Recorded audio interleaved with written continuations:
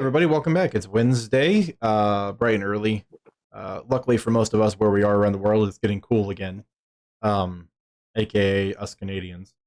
Um, but let's not waste any more time because we're already a little bit behind schedule. It sounded like Dawn won the rock paper scissors. So tell us what happened last week.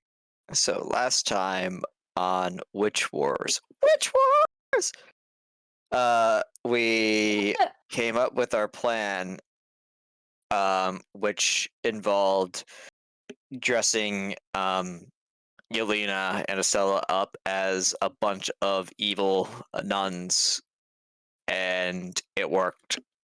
It worked really well, and we got to see what that looked like, and oh boy, it got hammed up real good.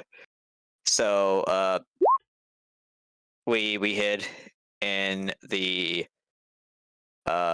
warehouse after our discussion with Quill. We were told about like a backup plan in case things went south. And the fight could have gone a little bit more smoothly.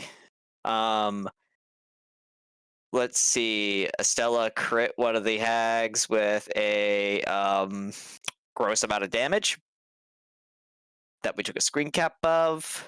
61 points.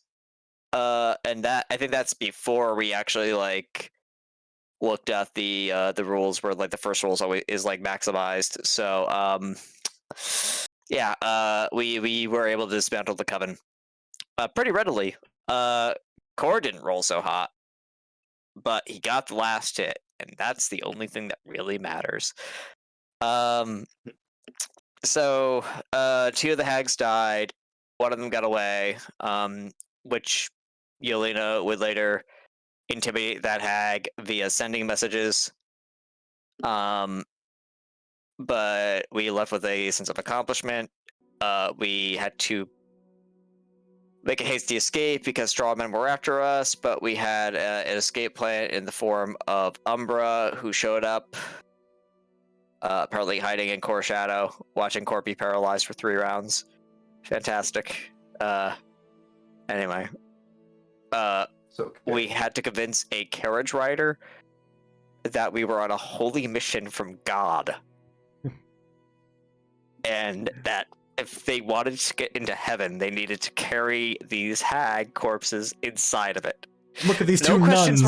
No questions were asked. Praise the mother. Praise be. And we made our way to Star's or Star's shop, which we definitely told them that we need to go in through the back door, and he said, "Of course, it's back door. Of course. What other door would you use for this holy work? Praise be." So most of the session was a fight. Now the downside is the sending messages we found at the pops is in the hands of are basically I cannot remember their name. I'm just going to assume it's a Archmagi who looks suspiciously like the singer from Disturbed, because he's got to be very, very bad or something like that. I don't know. I've got a name here somewhere. Konstant, the handsome wizard. That's the note that I have. So yeah, we left off being back at the orphanage and resting up, and we were going to figure out what our game plan is from here. We were going to just, I think, figure out what our approach was going to be.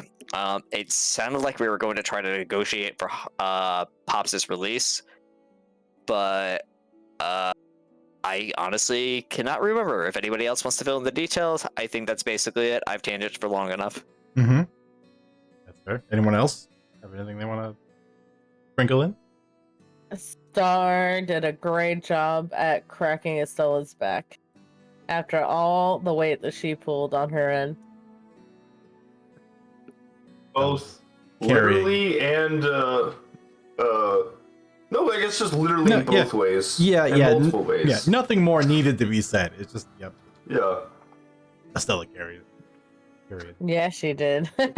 One shot a hag and then carried a giant corpse. Pretty nearly. She Yeah. did like 60% of its health in one attack. So yeah, just saying. She Oh, did yeah. a lot. She is a force to be reckoned with for sure. Mm-hmm. But if there's nothing else, Nope, that's all. there was nothing else. We had everyone settling into a series of routines to clean up from the endeavors of the day, to rest the weary muscles, and prepare to go to bed for a long rest this evening. Is there anything before bed anyone would like to do?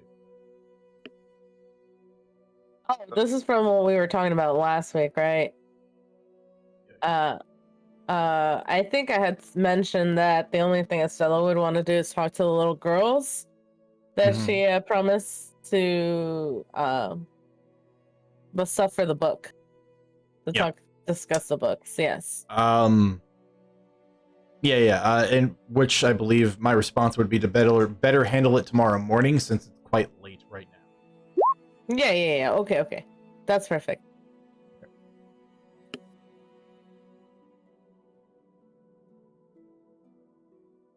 Core, how long are you going to wait? For Umbra to return, I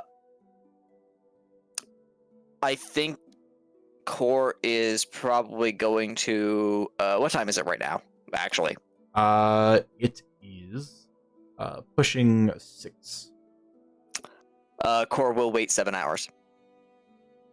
Okay.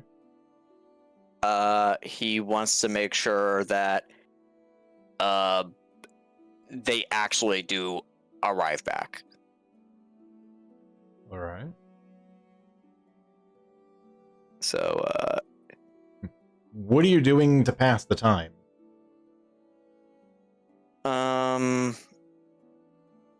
what is he doing to pass the time? An acceptable answer is staring out the window, if there was nothing in particular.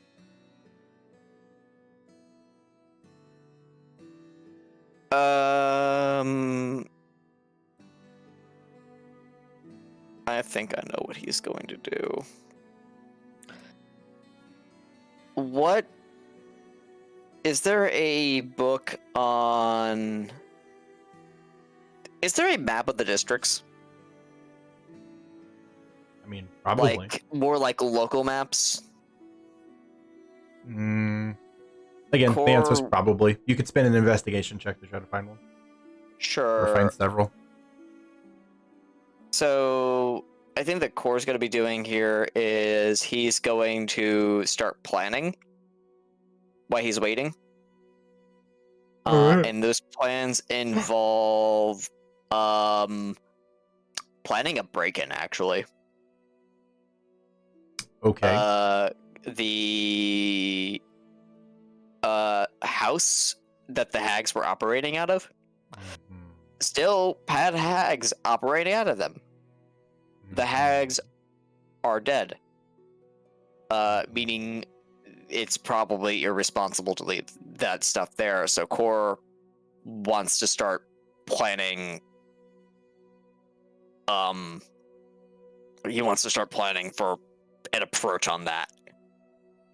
We might not need to do it in the way like that's going on with this, but Mhm. it would still probably be a very good idea to know the area. Okay, that's fair enough. So, besides, this is something that's completely up Core's alley anyway. So, investigation, you said, right? Yes, please, with advantage. You have a lot of time. All right. 15. I will blow inspiration on this. Darn early. I'm not gonna spend 2 on it. 18 is fine. 18 is fine. So you work through the library.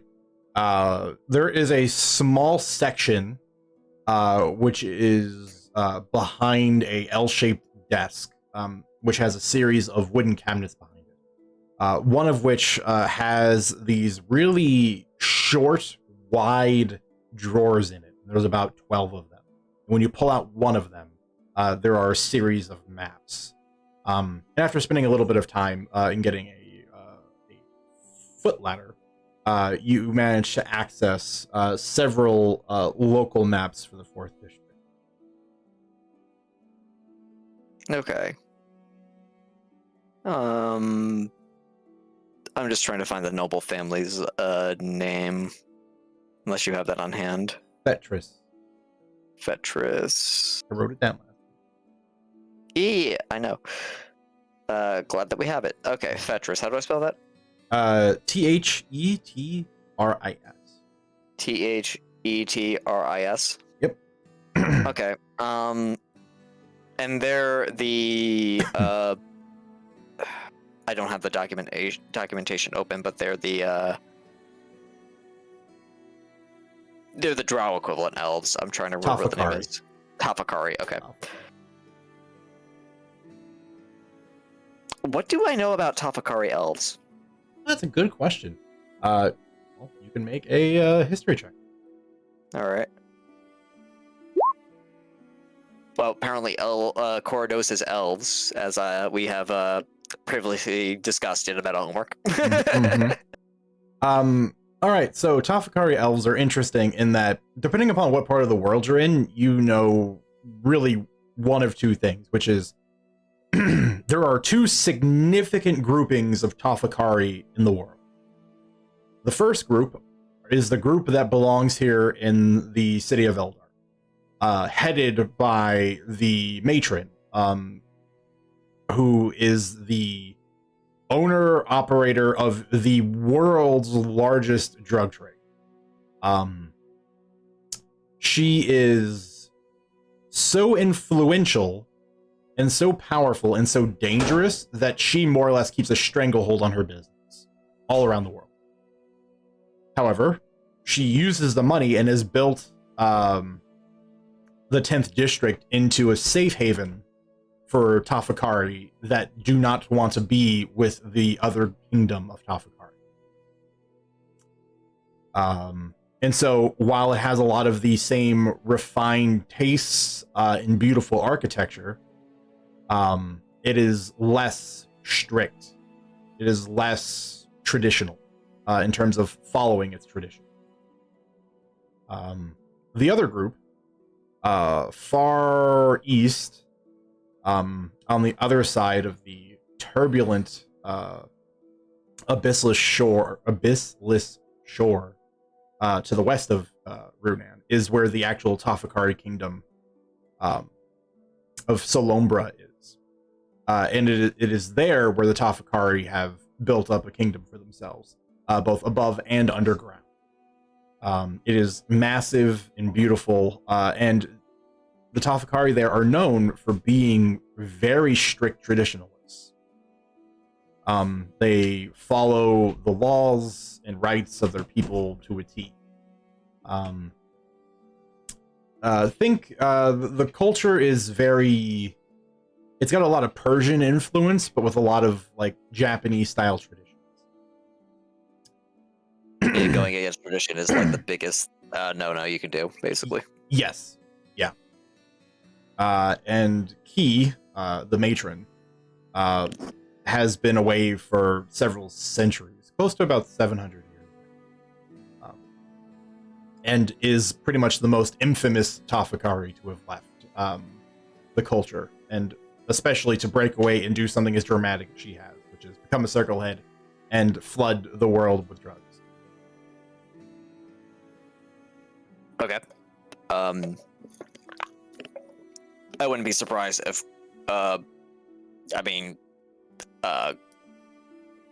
Core does not,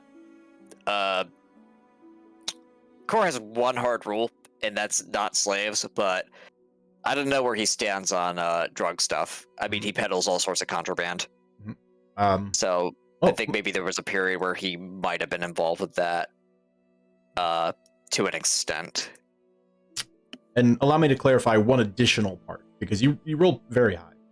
Tafakari, in certain segments of the world, are viewed as undesirable because of their origins, which you've been in enough circles, you would have heard someone you've worked with talk about it, not trusting the Tafakari that was part of the crew on one job, which is, it is alleged, way back in the Great Creation War, when the title bearers made their final move to destroy the primordial gods, Ratri, the rogue, or the goddess of secrets and shadows, was responsible for a significant part of the victory.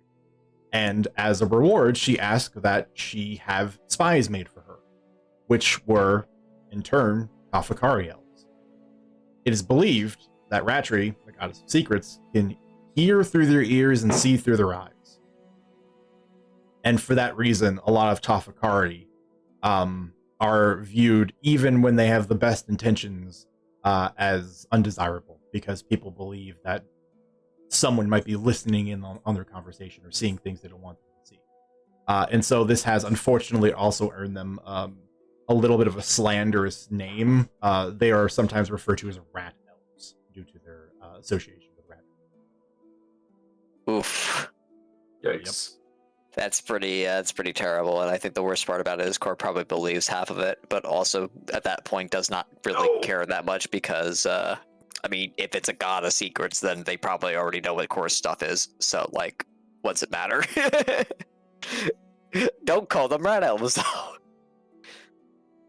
mean, don't walk into the 10th district calling them rat elves. Anywhere else, maybe. Wow, I can't believe that a poison fell on you. Alright, so, I guess my question is, where does, the Thetris family fall into that, then? It's because they're in the 4th district. Yeah, they're in the 4th district. I mean, it's pretty easy to assume that if Atafakari is not associated with Salombra in the Kingdom of Salombra, they're operating on their own. Which, again, is not unheard of. There are a lot of people that have broken away from tradition. But it doesn't sound like there was any direct association with the matron either. They were just an independent Tafakari family. Okay. They probably get that whole, I mean, you're a Tafakari elf, so that means that you're probably associated with them whether or not you like it or not. That's what people are going to assume. Mm-hmm.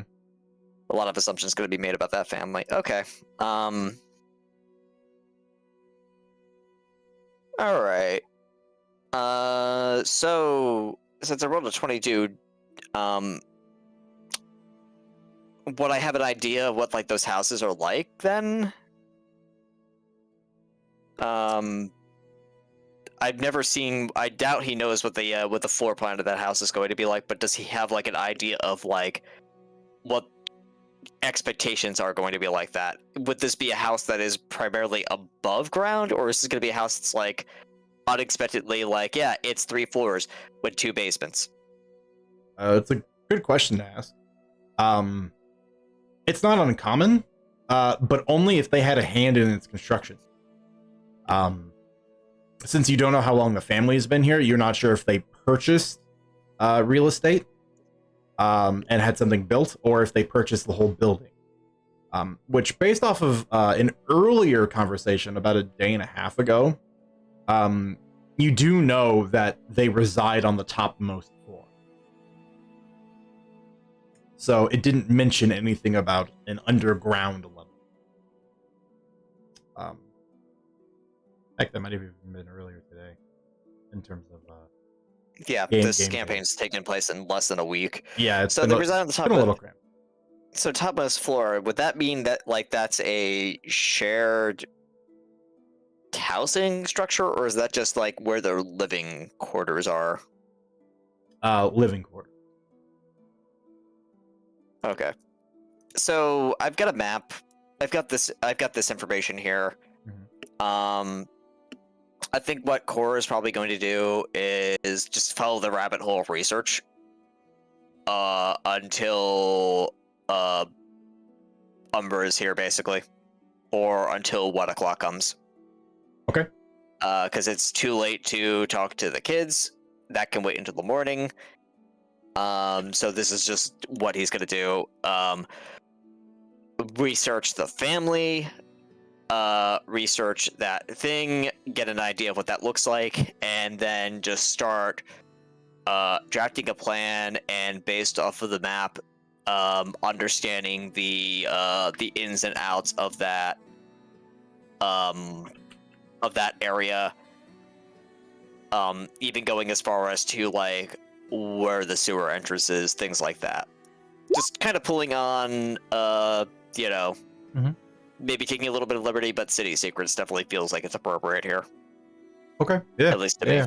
me. But that's course shtick. I don't know what other people are doing, but I think I've out. taken enough time. Yeah. Yeah. Core's in the library doing some research, planning a maybe unnecessary heist. We'll find out. Everyone else, let's just kind of start from the top and go down. So Estella. Yep. Anything to do this night? Or are you just gonna tidy up and hit that? She's just gonna tidy up and hit the hay for the night. Okay. That's reasonable. All right. Habanero, what are you guys up to? Something I was thinking about. I think Nerv is going to try and teach. He's going to give Corvish a gift. Okay. And why is it a sharp weapon? How did you know? Impossible. Because so far you're 3 for 3 for giving children dangerous objects. True.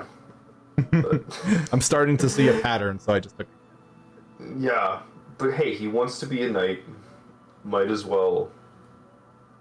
I think Nero is going to hand him that hand axe. Which hand axe? The reflavored one. I'm just calling it by like mechanically like The cleaver. No, just call it the cleaver. Yeah. Okay, yeah. I remember the hand axe less and the cleaver more. So just call it by what it is. Yeah, he's gonna give that to him. Okay. So I know it's kind of unconventional looking, but I don't know. It's pretty good. It's more your size. But please, funnily enough, have an arrow make a persuasion check. Take this weapon, child. Because Corbish's view on knightly weapons and things warriors use are a little different than here. Have this meat cleaver. Yeah. It's 2.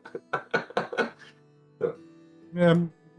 Corbish just sitting there on the edge of his bed, holding the cleaver in his hands. Again, even it's still pretty heavy, right?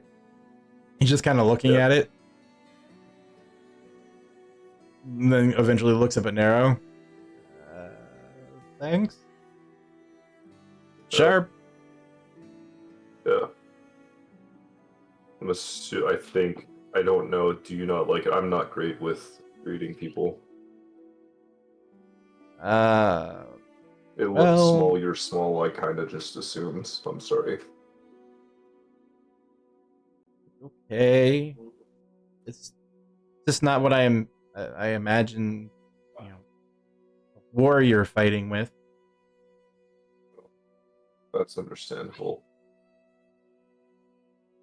I mean, you could also use it for, like, cooking, maybe crushing some garlic with the flat end.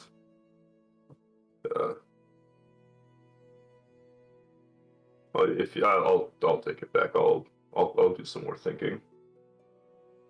Oh, okay. Yeah. Nero feels the vague sense of sadness. He's not. Yeah, just both of them are now sitting there at the bed, kind of staring down at the floor together awkwardly. How was your day? It's all right. Oh, we got rid of those hags. They're no longer a problem. And then that he brightens up. He turns and looks up. Oh yeah? Can you tell me about it? Yeah. So there was three more. There was three of them. There was four technically. We killed one a while ago. No, we didn't find out there was an extra one. Bought him in a cool warehouse. There was magic traps and all that. I'm not very good at the magic, but it seemed very effective when one just got blown up with lightning. Actually, I think two got blown up with lightning. And then I had a neat little duel with the other one in essentially a magic cage. Wow. Yeah, it was something. Probably for the best. Yeah. Corbish is going to pester Nero with questions for like a solid hour. He will try and answer them as awkwardly as he is known for him. Mm-hmm. I like how he tries to be as awkward as possible. Not try to, it's just kind of...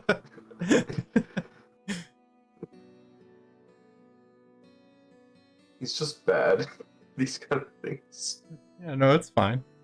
Like I said, it's obvious even to Nero that at this point Corbish doesn't care anymore. Like he's just so interested in the story of how you guys defeated the hags, these things that were not long ago hunting.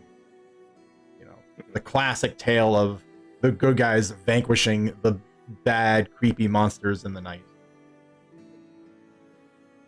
Until you get to the point where it's like, oh, we also rolled up their bodies in sheets. Yeah, I taking them to be butchered. If it wasn't for if this was any but Nero, he would have left that out. But Yeah, I think Nero just kind of mentions it without really. Yeah, like I said, it's going to be like a context. solid like hour into the conversation where that gets brought up. Oh yeah, we also brought them to that up. Yeah. What? Oh yeah. Oh, don't worry. I mean, we gotta do something with the bodies. Anyways, good night, Corbish. And now he gets up and leaves, and Corbish is just sitting there on the edge of the bed, just staring off into the distance now. Yeah. All right, any other children you'd like to traumatize tonight? No. For Nero, no. Okay. What about Haba? I think Hob turned in early for the night. Reasonable. Okay. In which case, last but not least, Yelena, what are you up? Once they got back, she went through her usual thing of, going and washing up, getting something to eat, all that kind of stuff. Then she headed back to the room that her and Estella shared, and depending on whether or not Estella is already there or not, she either waits for her by playing her lute a little bit, or will speak up and talk to her. Estella would have already probably been in the room by then. As if by some narrative force, you two find each other in the room. Weird. Estella will watch you walk into the room, and she'll say, "There you are. I was wondering when you'd come back to the room." I had to clean up a little bit. Of course. How are you, by the way, after everything we just, did? After today. It's been quite a long day. I'm doing well enough. I didn't really get hurt too badly at all. And things seem to have been handled pretty well. What a relief. I'm happy to hear that. What of yourself? Oh, I'm fine. Just a little bruise here, a little nick there, but nothing too crazy, nothing to be worried about. Nothing a band-aid won't help.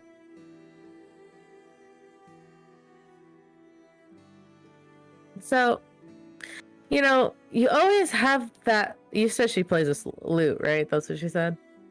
Yeah, she picked it up. It's the one she picked up from the magic shop. It's the magic loot. Okay, gotcha. She says, you've had that for a little bit now. I haven't had the pleasure of hearing you play it. It's not an instrument that I'm familiar with personally. I've been trying to get my bearings with it.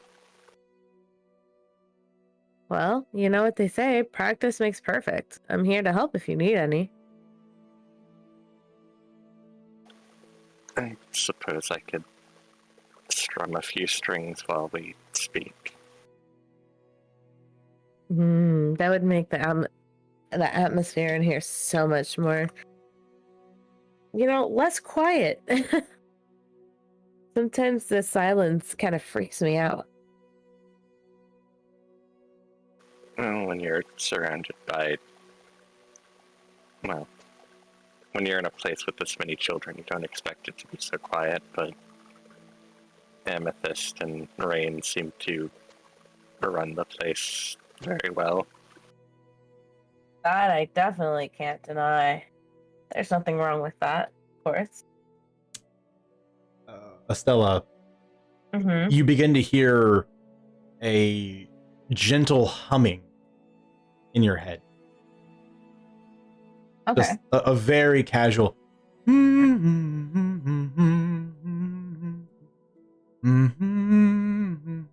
it just kind of continues on like that.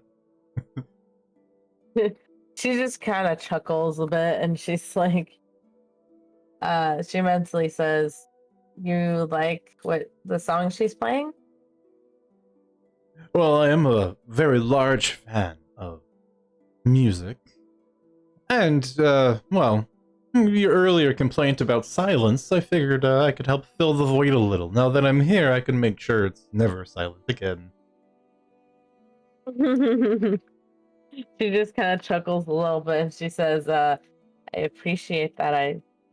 I pretty, yeah, that does kind of help my situation, doesn't it? Mm-hmm. No, please, don't mind me. Keep speaking. I'm just gonna be here in the background. She just chuckles again and she's like, sorry, drifted a little bit. I won't keep you up. I had a question, though. Yes, of course. Your magic, it's shown time and time again that you're capable of great feats of destructive force, to put it lightly. Mm-hmm. I was wondering where you draw your strength from. She thinks on that for a moment and she's like, I don't really know. I just, like any kid does, they're minding their own business and then all of a sudden, poof, I just could do stuff. I didn't learn it from anyone, I know that much. I wish I could give you an answer, but unfortunately it's not an answer I have either.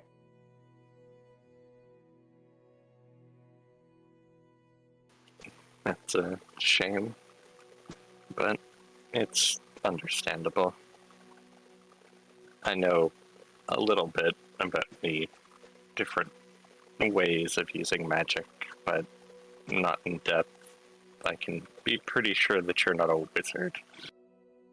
Yeah, that much I can guarantee you. Myself as well. Although I can't say I haven't been curious to know where it comes from.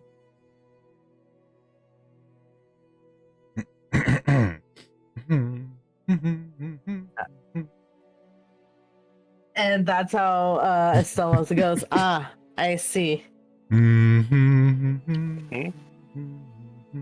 Oh, nothing.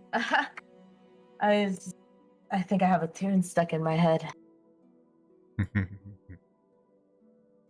A very good tune. But stuck nonetheless.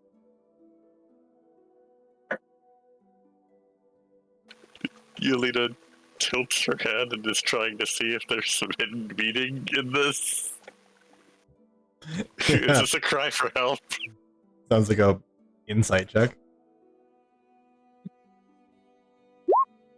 Oh shit. Oh, well, Okay. Estella, are you going to try to actively hide this, or is this just No. kind of something that's actually that's let slip? She's not gonna go out of her way to hide it. She's also good friends with Yelena. Mhm. So yeah, she's not gonna hide it at all. If she passed, she passed, you know what I'm saying? You're fair. Yeah, Yelena, taking an opportunity to sort of observe Estella, you've noticed, at least in the last few minutes, while you guys have been having this chit-chat, there have been moments where Estella's attention is on you very clearly, and then abruptly is not. And then it snaps back to. And you've kind of noticed, and you're like, well, okay, end of a long day, we literally fought and killed a hag coven. She could be tired. But then you're kind of noticing, like, she's sort of partially, like, her head's moving to a music, to a different tune that isn't quite there. There's something going on. You're not sure what it is, though. She'll watch her for a moment before just saying, I won't press you for any details, but I'm open to speak if you want to. I'm sorry. Did I come off a certain way?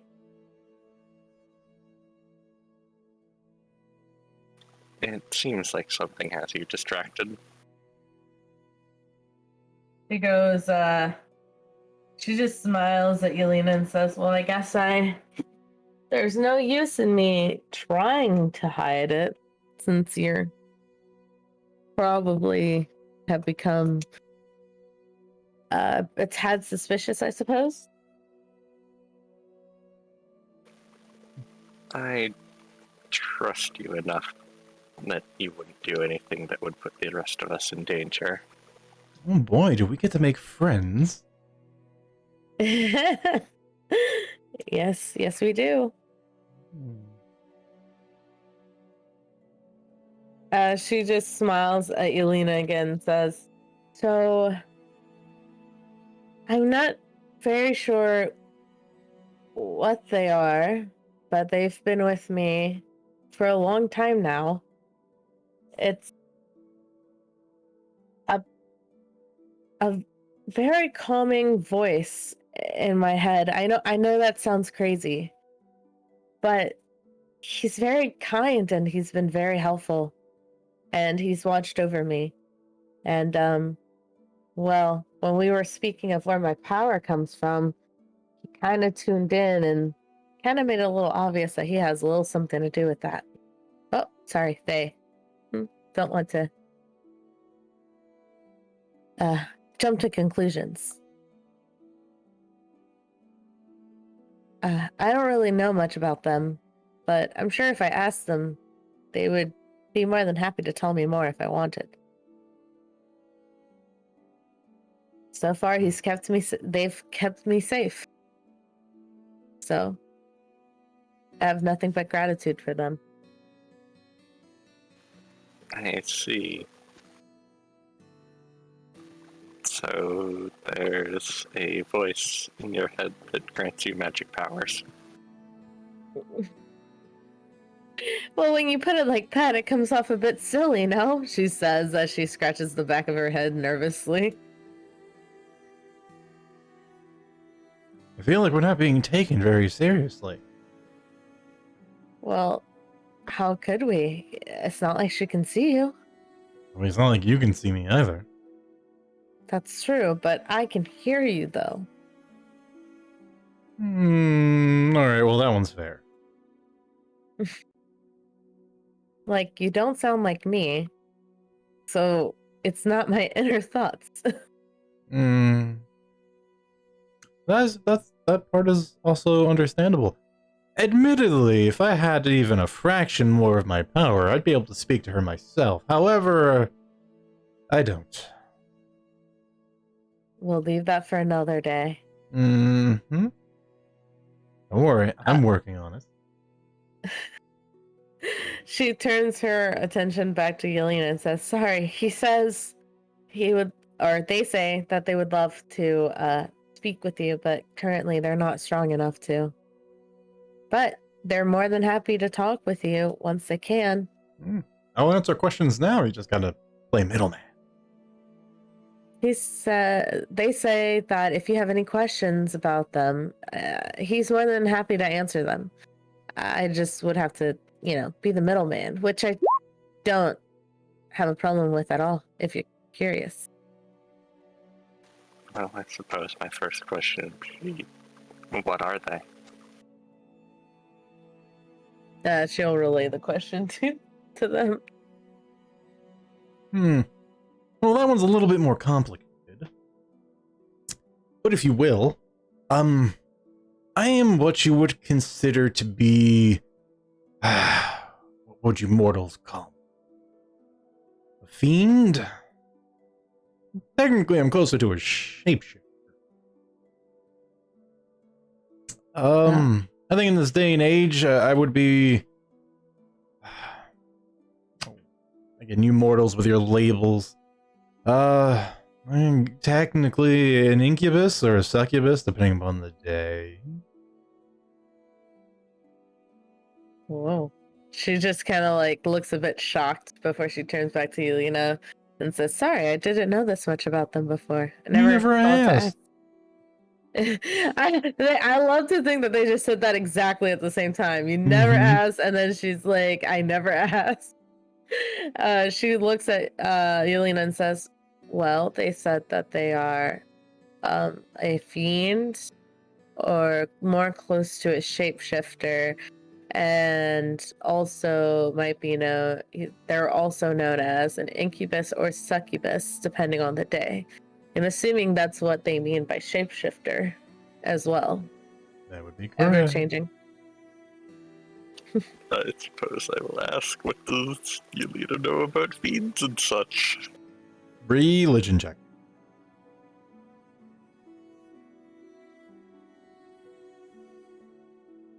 13.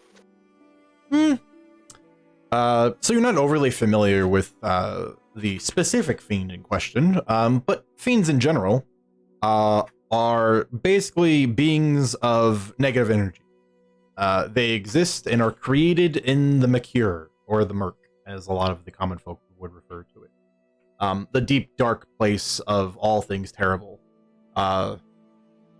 Sometimes creatures from there will find their way over. And more times than not, they're usually just very obvious, terrible monsters that, monster slaying guilds will send out hunters to go kill. As a matter of fact, actually a bit of a common occurrence somewhat in the area, because not too far off in the east, about a couple days travel, you have one of the largest world rifts nearby called the Noctis Travail. It's a gigantic, deep, dark forest that people frequently get lost in. But it is also a rift to the Mercure. Fiends come from there, basically. Now, depending upon what level of the Murk they come from, will depend the type of fiend they are.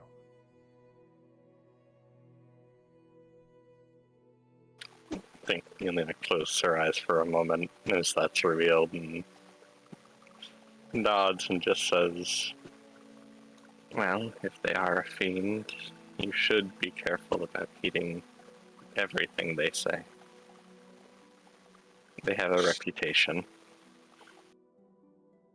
Estella kind of nods and says, I can definitely understand where you're coming from, but as I said before, they've done nothing but protect me and been there for me, so I'm willing to give them the benefit of the doubt. Of course, just don't completely let your guard down. She kind of gives an awkward look and says, kind of hard to do that when they're literally inside of my head. Yes, but there is a difference between blindly trusting and letting one advise you. She nods. I mean, it is good advice. Not that you should heed it for me in particular, but life advice all in all, pretty solid. Yeah, I'll give you that.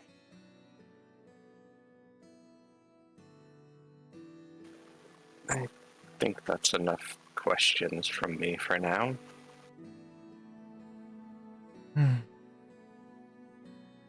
All right. Well, again, if you ever have any more questions, please, I'm more than happy to facilitate. Mhm. So I'm gonna put her loot down to the side. Well, I think that I'll be turning in for the night then. All right, sounds good. I think I'll also meditate a bit. Good work out there today. I can say the same to you. She smiles. We'll sit on the bed and pull the covers up.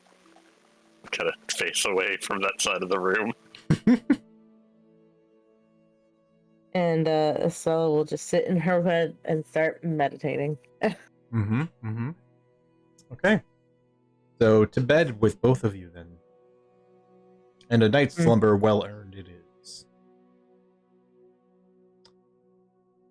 Last but not least, officially, circling all the way back to our good boy Core, who is held up in the library, a table just scattered with maps and notes for a heist that he is planning.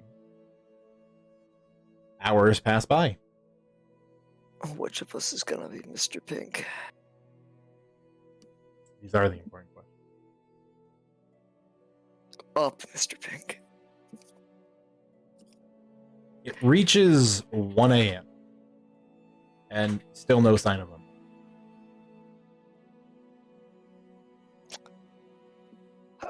Cora's gotta start packing his stuff up. And then I think he's gonna see who's on watch tonight. Okay. Easy enough to do. It is rain. So Cora has his plan all packed up, puts away his materials, and goes to find Rain. Where do they find them? On the first floor, west side of the building, walking down the corridor with all the children's bedroom. She's just kind of, you see her kind of cracking doors, looking in, checking up on them, closing the door, going to the next one, doing the same thing. Okay, Cora's just gonna wait away from that and wait for her to come to him, basically. Yeah, about 10 minutes or so, she'll reach the end of the road, if you will. Eventually, or the end of the hallway, rather. And we'll just kind of see you waiting. Cora will you? offer. Uh-huh. Sure can. You've been staring for a while. Well, yeah, I didn't want to bother with the kids. I was waiting for Umbra to come back after all that stuff. Were they going to be coming back to this place? I mean, we headquarters elsewhere. Probably not.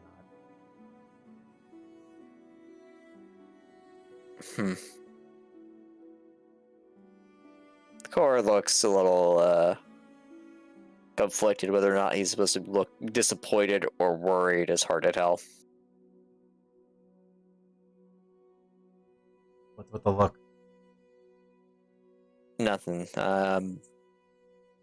They ran interference for us against a bunch of those freaks. I wasn't sure what was going to be happening from there, but I mean, makes you feel any better? She wasn't the only one. All right. A That's all. A couple of the other adjutants got sent along the way to head off any backup that the hags might have had.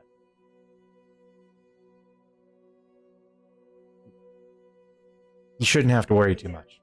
She's probably just off sleep.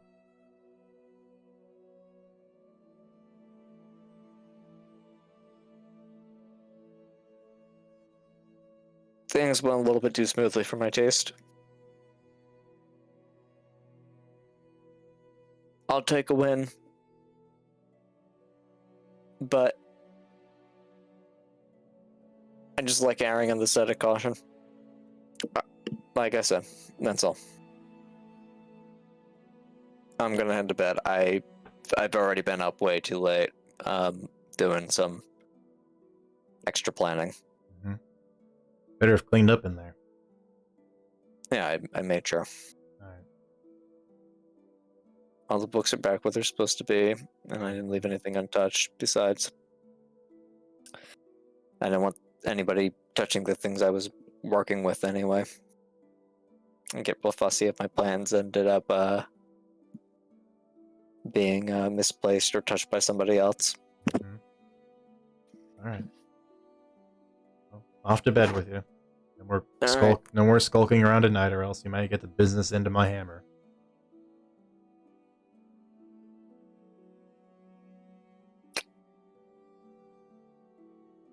Cor looks also a little contemplatively at that.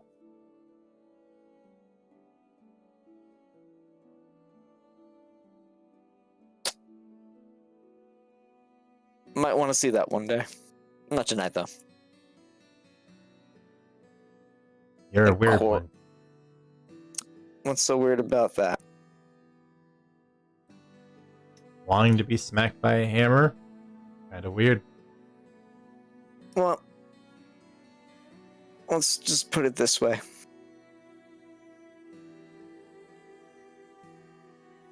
I've been learning a lot about myself this week. And part of me wants to see how I measure up.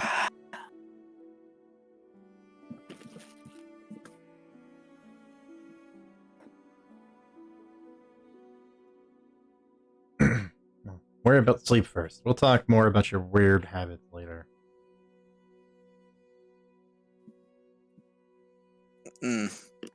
Cor just looks a little dismissive, and he just begins making his way away. But there's something about it's not where Nero wants to do things like this.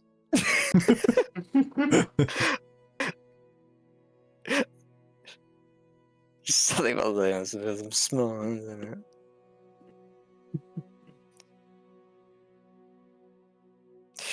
it. Yeah, that's it. That's all he's got.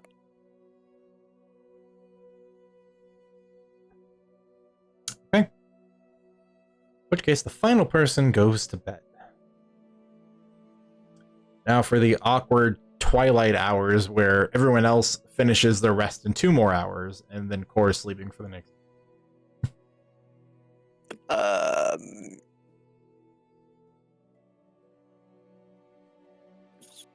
I think. I'm gonna roll D2. Cool. Core's just gonna leave a note. At the stand by Haba Nero's bed. Stayed up late. Wake me up when you wake up.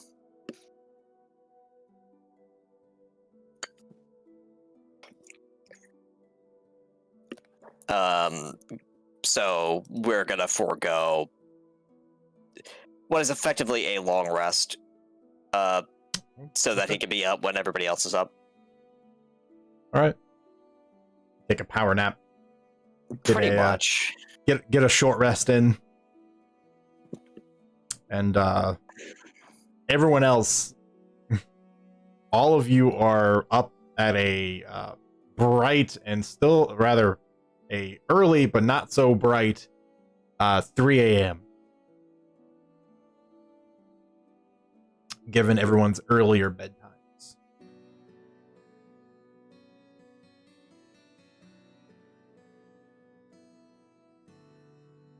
I don't think I spent my fate dice last week. Been looking for it in chat. That's how you know I have not challenged you guys.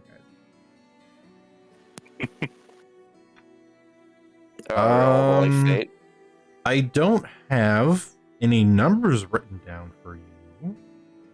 I see a 45 for Haba, then that's it.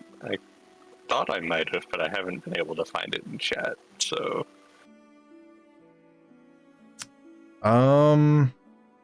Yeah, like I said, I don't have anything down for you guys. So I think, we just hazard it and roll a set of fate dice. I think maybe we held off because we weren't quite going to bed just yet. Makes sense to me. I was also So looking through the close. log. Haha. You think that's a powerful number? What about this? Oh, you mean everyone's going to be painfully average? Gotcha. Just like everyone else. It would have been so thematic to find out about Estella's incubus succubus friend and then roll 69 on the fate dice that day. You have an interesting dream. All right, Greg, roll a d100, please. Just don't follow the trend of subtracting 20. That's not going to end well for you. Do it. 1, let's go. I keep making this Can you stop? mistake. How do you keep doing it? There we go. Sorry. Okay. Oh, you added 20 this time. It's so funny. Holy cow. He forgot how to count. You were supposed to go down. Oh my god.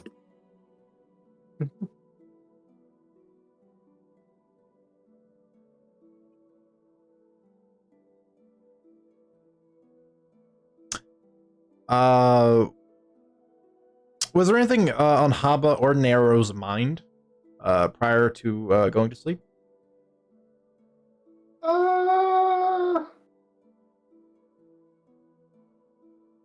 Not really. But I think just like for Nero, it's just some frustration at himself that he over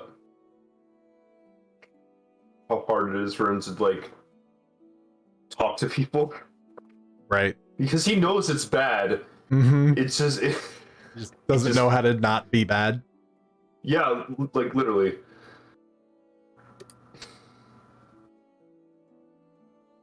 Hobbit's probably thinking of some food nonsense, probably like that Holy Ghost pepper spray thing.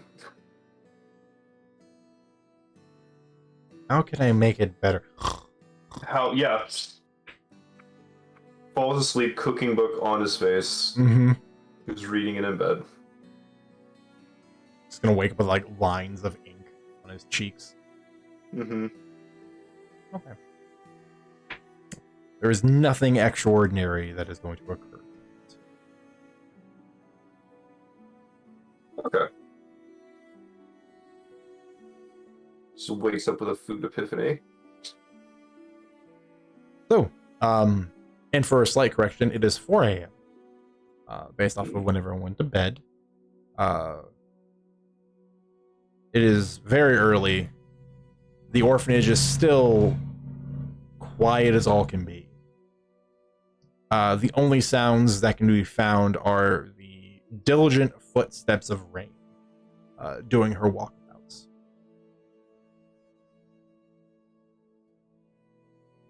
What do you guys want to do this early?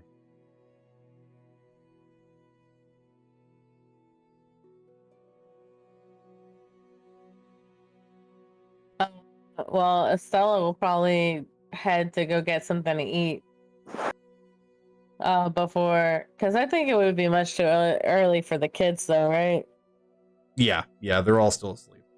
Yeah, that's what I figured. Okay, yeah, she would go down to go get some food, and she's gonna munch. She's had chicken chips for the past 2 days. She needs some actual meat in her body, Papa. some food. Papa and Nero already in the kitchen. Papa dragged Nero up to help him with some more experimental dishes this morning. Core probably gets dragged out of bed with Nero rubbing his eyes. Or you're learning to cook because I have to be up. I think I'm gonna tell you to cut your hair and eat it instead. Nero just goes shh, and then grabs you and picks you up. Nero, you're gonna put me. I'm gonna stab you in 5 seconds. if you don't put me on the ground, and I mean it. I'm gonna start Nero's counting. gonna test this because he's also very sleepy. 5, 4, 3. Core draws a dagger. 2. It just appears out of nowhere. It's just from like his pajama bottom pants. Yep. He opens up his It's a butt knife. flap from his onesie. That is in fact a knife. Drop. 2. He dropped you.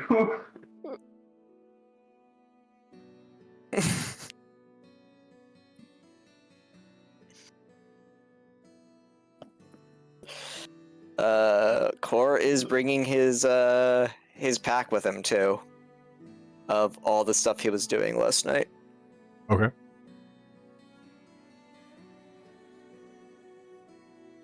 So it sounds like everyone's going to congregate in the cafeteria while Haba and Nero are working on some food experimentation.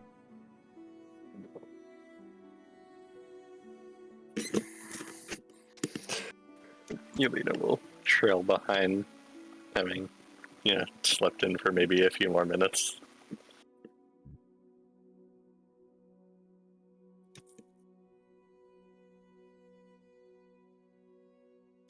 It is, as explained earlier, quiet. The long rows of the tables are all neatly kept. Everything is in its place. And the large hall is a little lonely with only just the 5 of you here. But you sit in your usual spots. You begin to hear Haba and Nero making noise in the kitchen. So, what is there to talk about? What is the plan? You both sleep. Well enough. Mm-hmm.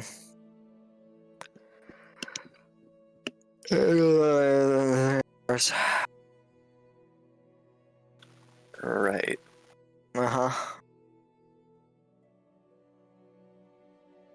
So, what is our plan? I had a proposal. Core begins pulling out the stuff from his pack, mostly a journal and a map. I was thinking about another loose end that we have. Right? Core looks at Yelena, Yeah. making eye contact, rubbing his eyes. And then he looks at Estella. And so, Fourth District House Tetris, the Tafakari elf, where the hags were operating out of, right? So 3 of them are dead. And according to you, that last one has gone and hit the road, run to the woods, gone up the river, right?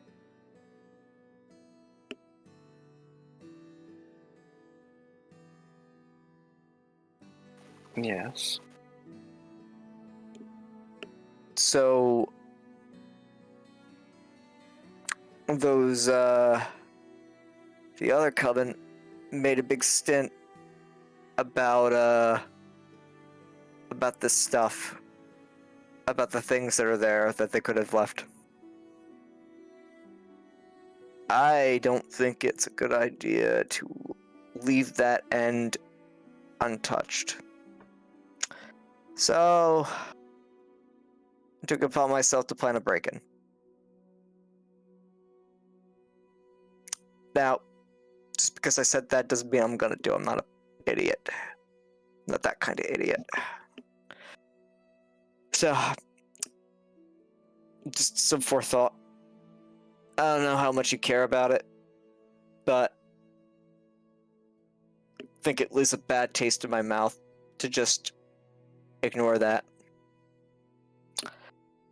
I also didn't talk about it with anybody, but I'm pretty sure that coven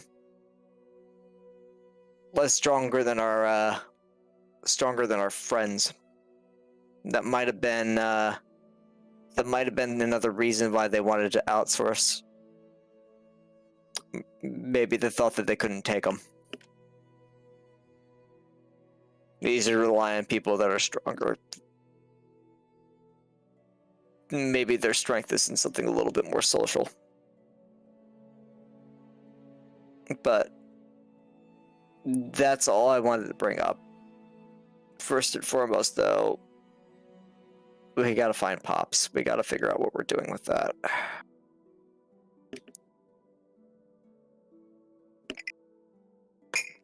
Sorry, like I said, I was up late waiting. I can see that.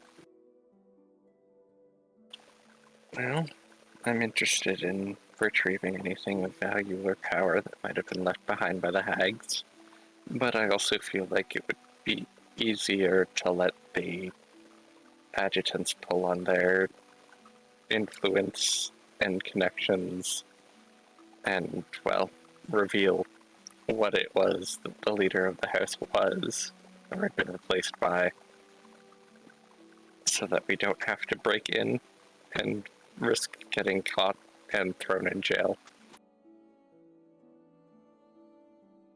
I mean, that's just how that is.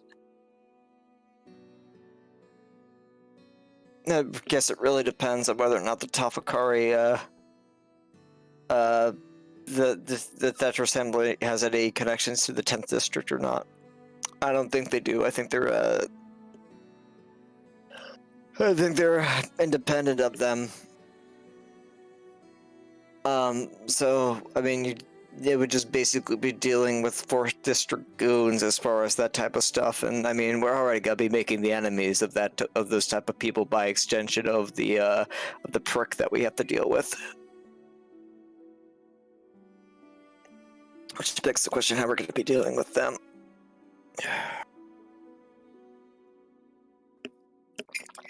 I mean, It's complicated. They have a position of power within the city, especially within that district.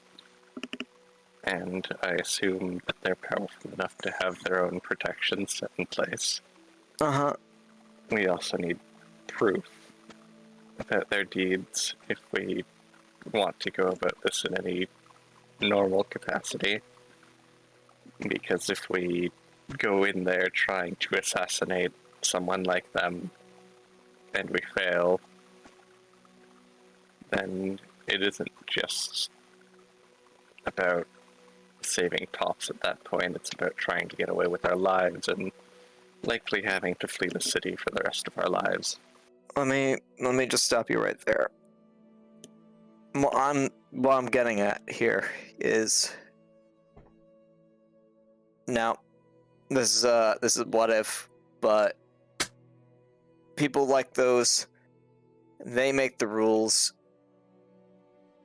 We're playing their game because we don't have the pieces down on the board that they do. We got our own little stuff going on, but if he's in good with our big cheese, our fat bastard, that means that if I were to wager this, they were spiteful enough. It wouldn't take much for them to bring the hammer down upon us through rigging the game.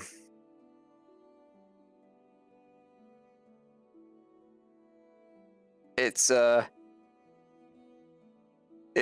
pretty easy for people like that to come up with something, to dig up dirt, to make up their own stuff, and to just, make that bad stuff happen, so long as we're in that district and, I don't know if you're a 4th District regular or not. I don't know if Queen is, but I know Haba and Nero are. And those are the people I'm worried about. I don't want this to come down on them harder than all this stuff already has, because we went and kicked a hornet's nest. So, I don't know what's gonna happen, but we've already made a pretty big move against this guy. And it's gonna be up to him to react, because the ball is completely in their court. I don't know how that's gonna go. We might just have to see how it goes. But a lot of this is just speculation and me just playing around stuff. That being said, yeah, you're right. Going in and trying to draw a knife to the throat like that ain't gonna work. Especially if everyone and their grandmother is warning us that, you know, our handsome wizard is also very dangerous. Anyway, yeah. Whatever you think. I just thought, you know, I'd bring up this stuff. Yeah, I'm rambling. I'm tired. I want food. As you say this, you hear shouting from the kitchen. Is that boss music I hear? Nero, Lord of Knives. That scene from SpongeBob where Mr. Krabs is running out as that like horrid thing is following them. That monster. A food waste elemental. No. But as he says that, we're not bringing it. Yeah. You are gonna get a spinach risotto topped with shaved cured egg yolks for breakfast. Nothing crazy, but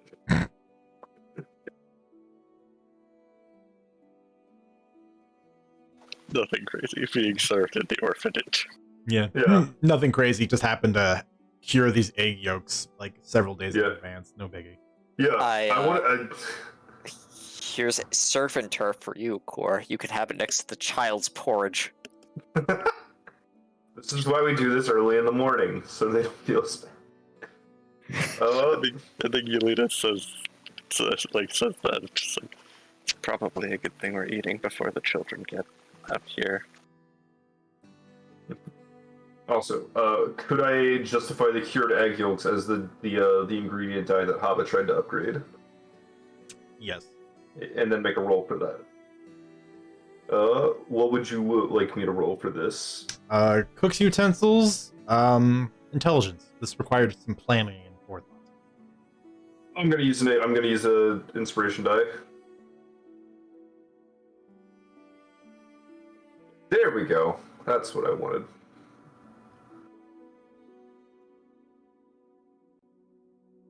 That's good. Yeah, easily justifiable. You can upgrade a die from a 4 to a 6. Right.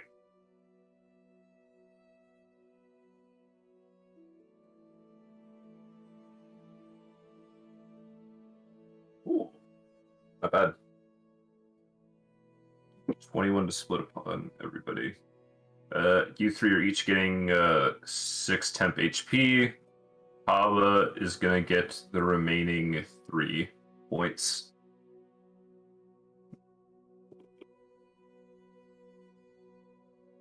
Alright, our casters are gonna get a D4 to concentration checks, and Core, you feeling perceptive or are you feeling stealthy today? I'm a secret agent. So stealth.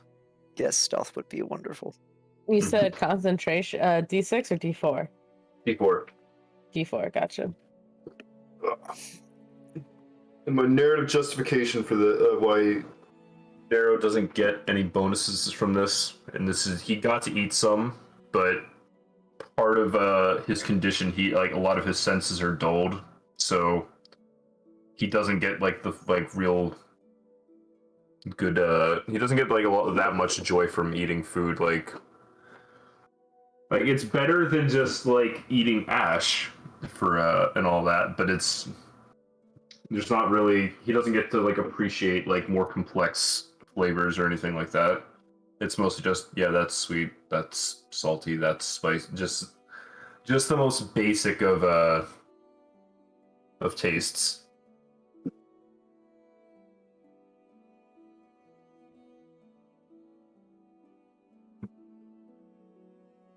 All right. Yeah.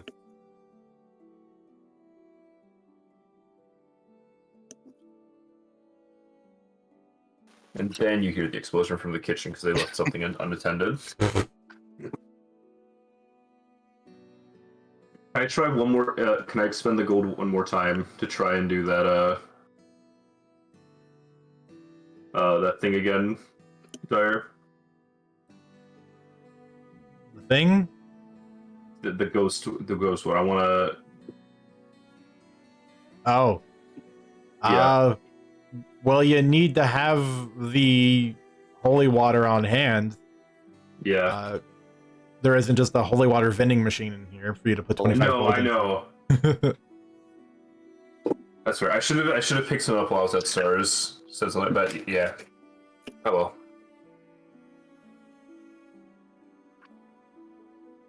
Yelena got 6 temp HP and D40 concentration checks. You're the usual caster special. I'm gonna have to buff some of the other ones to make the options more attractive. It's sort of. I try and switch it up. They like the concentration checks, and I can't blame them. So. I like not falling into the sky. I can't fly on myself. I can't believe that Dyer won't give us Moxie.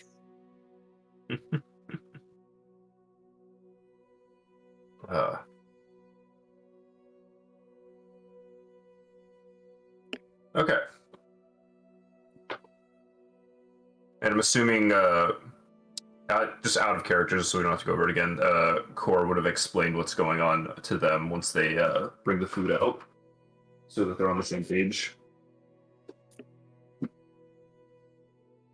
Core would have just, like, given Yelena this pointed look and just, like,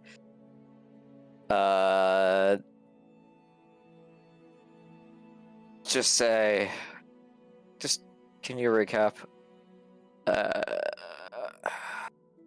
Rubbing his eyes. Well, to recap, Pops is currently a hostage of a very powerful and influential man in the 4th District, and we don't have a good way of getting to him without risking our lives.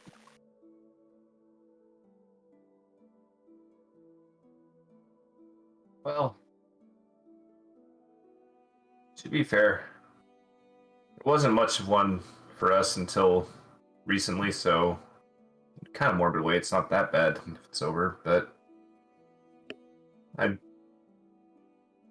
have faith that we can pull through this. I don't think I know the man as well as the 3 of you do, but I'm pretty sure if Pops heard you say that, he would have smacked you across the back of your head.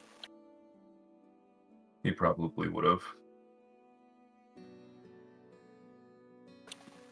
Do something about living life to the fullest.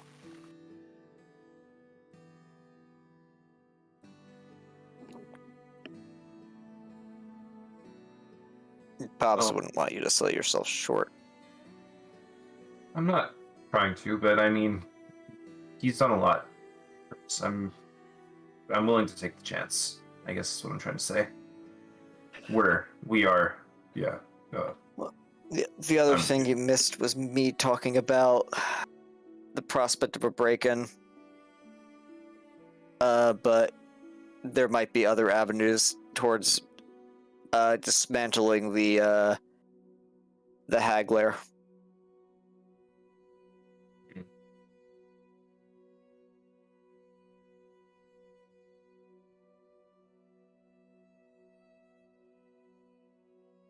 The time is now 5 a.m.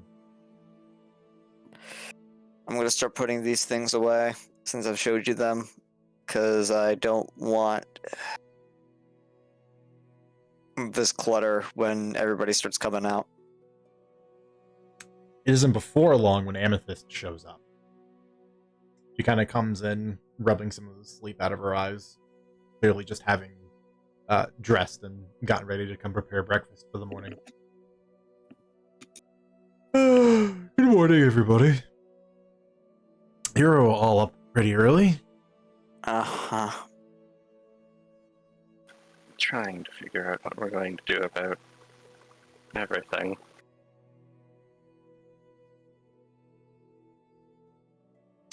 Well, everything is certainly a lot to take on your plate.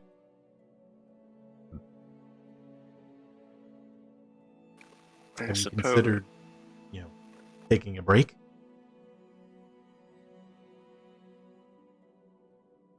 How am I supposed to take a break when Pops is in some grimy slime ball's hands? Once he's back, then I can consider it.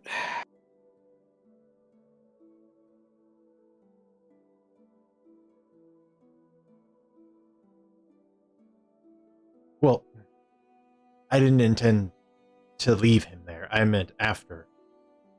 I sort of assumed that was going to be handled. Yes, we're trying to figure out how. On that note, though, we've been using this orphanage as our place of planning and resting for the most part. Is there somewhere else that we should be going to try and make plans with your fellow adjutants? I mean, you see her stop at the end of the table, kind of prop up on the edge. So, we have a couple of places that we sort of operate out of. The back of stars. We do some talking here, but for the most part, we leave everything alone, just for the sake of the kids. Otherwise, we have a headquarters, but it's actually outside the city. It's quite a ways off. It's not something you want to regularly be coming in and out of the city from. It's like a 6-hour carriage ride. So yeah, given that you guys don't have the ability to access it like we do, it's not really a good choice. We can always recommend a tavern.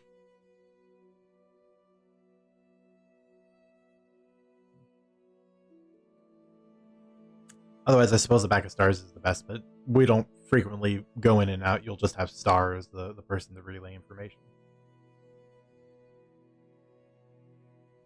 Let someone know we're looking for people, and then the people will come. Generally. I mean, when we're not busy. Contrary to the regular activity you see here, it's mostly recently been upped to make sure that the hag problem didn't bleed inside. But since the coven's been taken care of, we don't really have to worry about it as much. So you're going to start seeing less of us around here. Just me and Rain, or the usual staff.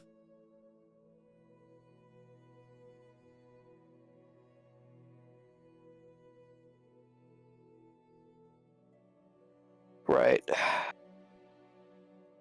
I guess. How much time do you got before you gotta make food for the kids? I mean, I can spare a few more minutes, but making food for about 40 people takes some time. Right. Okay, I'll try to be brief. We have two things here right now in front of us. Mm-hmm.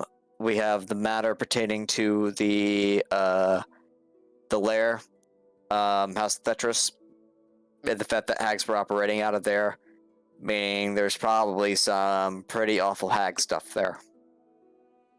that's something that needs to be taken care of. Because there's at least a coven out there that is interested in that, and I'm referring to our dancer friends. Right. So they know about that. Well, obviously they do. Other people might be privy to that type of stuff, and I very much so would like to beat them to the punch before that ends up in the wrong hands. Now, those hands could also include our slime bag, which is the second point, which is how we're going to be going about dealing with this, because we cannot brute force this, because that's not going to work. So,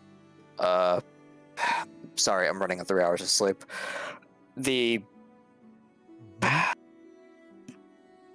I don't know. He seems like he's full of himself, and what are the chances of arranging a meeting and just being blunt are gonna work? I think your success of actually just arranging the meeting is very low. You'd have to be someone of influence or incredibly wealthy. Or both. Now, if you know anyone you can call a favor in for, I mean... Queen, you seem to know, like, everyone. Is there something you can do there? I can definitely try. She thinks to it for a moment, and she says, "I'm sorry, I got lost in your conversation. Well, who did you want me to contact exactly?" I mean, I can't tell you who to contact because I don't know someone in the 4th District who we'd be able to pull the strings on to get a hold of our handsome man with the punchable face. Probably. Out of character, you're asking to find the guy who knows where what's his name is, right? A guy who could arrange the meeting with what's his face. That's the current line of suggestion that has come from this conversation. Right, gotcha. I just wanted to triple check that I was on the same page. Yeah. Um, Core pauses and says, I have a thought. Okay. What if we go through House Fetris themselves?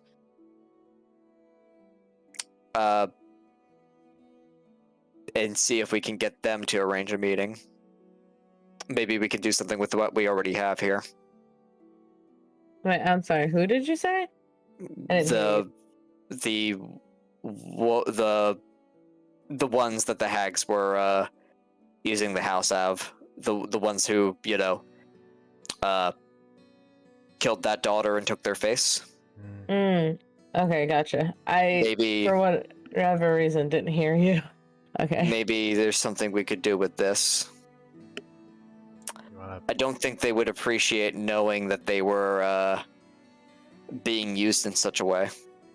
Out of character, because my mind is blanking. Is this the guy who has like direct, who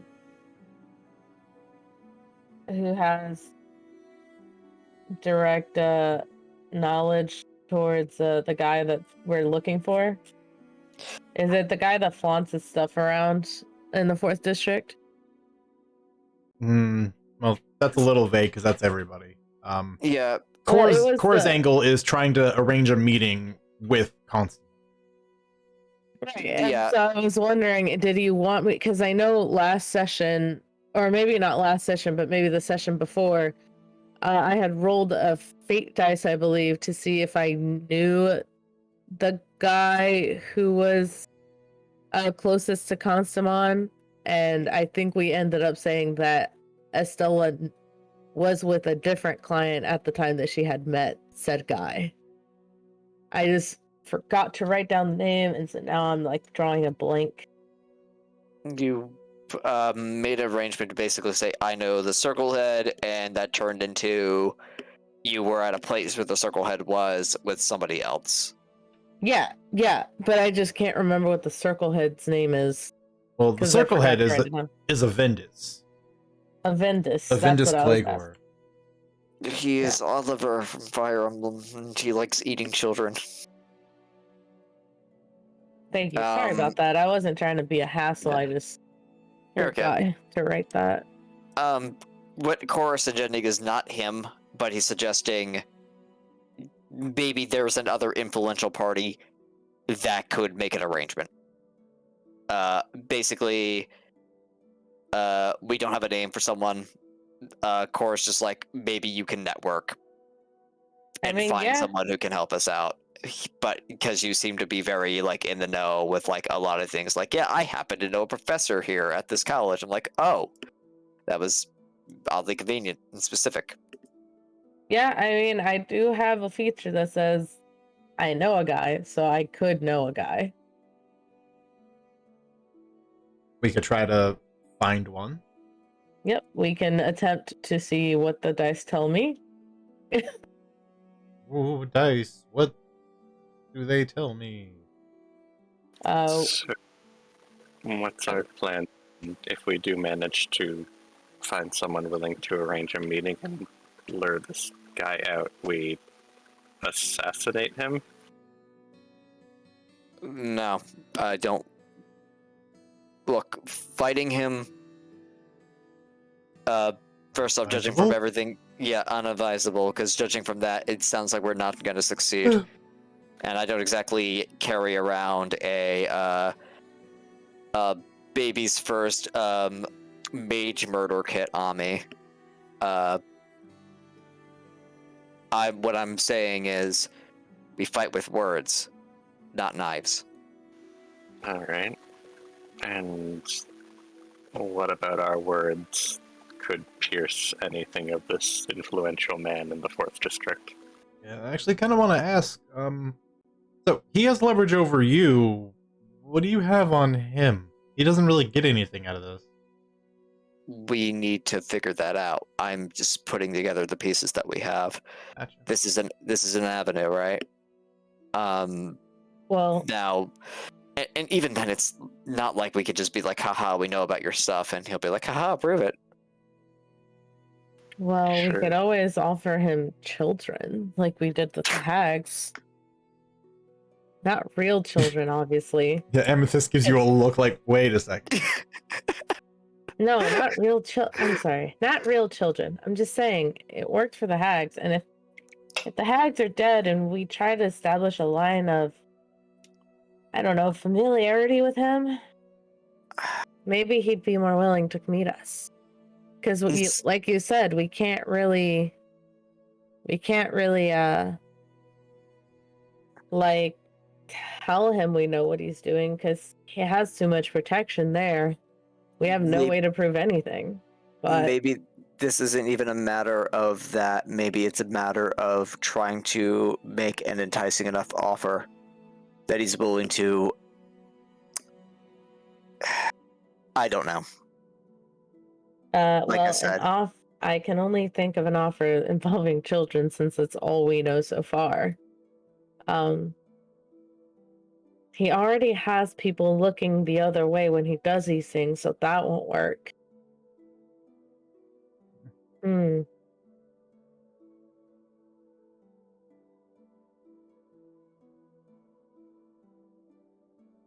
Well, if I can offer at least another piece of advice, again, just, in the brainstorming aspect of things. Try to remember every district has its own laws. So some things he might do that might be morally unlawful might not be breaking a law in the 4th district. However, if he's doing something that you believe might be of a greater threat to the city, you can always take it to the Circle Council. There are at least a couple of reasonable heads there, so maybe they'll listen. I mean, I'm pretty sure that other districts have something against the stuff that he's dabbled his hands into. Well, I mean, yeah. Yeah. You got to get enough. You got to get enough votes for versus against. Contrary to reasonable belief, sometimes knowing the right people or having enough money does get people to look the other way. Which is why I have to figure out if I know anybody that might help us. Maybe I can, if we do have to go through the circle heads, maybe we have a foot in the door with the 10th circle.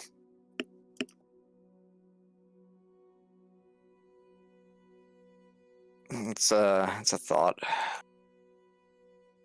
I'm going to leave you guys to it. I'm going to go work on breakfast. You're more than welcome to ask me questions, but you just got to come back. Okay? Sure. Well, she kind of follows her for a second before she ends up back in the, going into the kitchen. And she says, well, how available are these circle heads to talk? Are they willing to talk to anyone? You usually have to schedule something. And depending upon the urgency of the matter, it's a lot of paperwork and a lot of politics. Again, as with everything, it usually helps to know someone. Thank you. She, kind of turns back around and goes towards the group and says, so, as we all know, unless we know someone, it's going to be a bit of a pain to get to see any of the circle heads. So I'll flip through my journal and see if I have any contacts that might help. She pulls out a little black book. It is called the Little Black Book. It's stenciled in silver lettering on the front of the cover. Exactly. Hey, it's me-sized. Yeah. And so she's gonna attempt to see if there's anything in her book that could help with the situation. All right, classically, we're gonna roll a D100. Okay.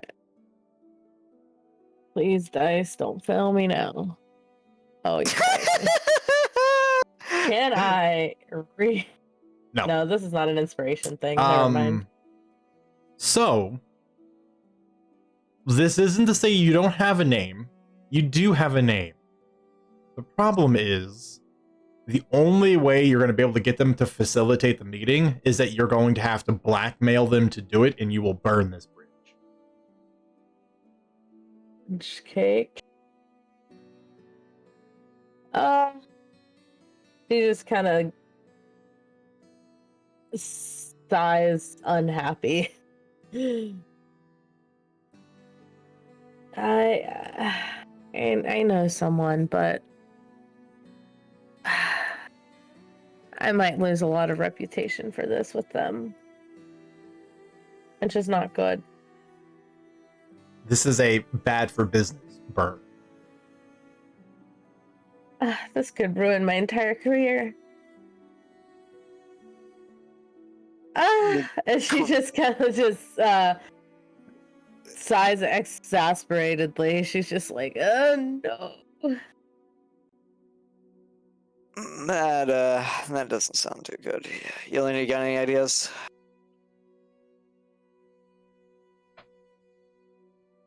It really depends on how much the adjutants are willing to help us and how much influence they have. Guess we're gonna have to talk to Smiles. Because I think it's safe to say that they probably want to stop this and they want all pops.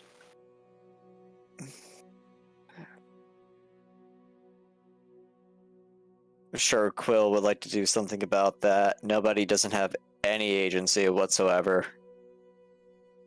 I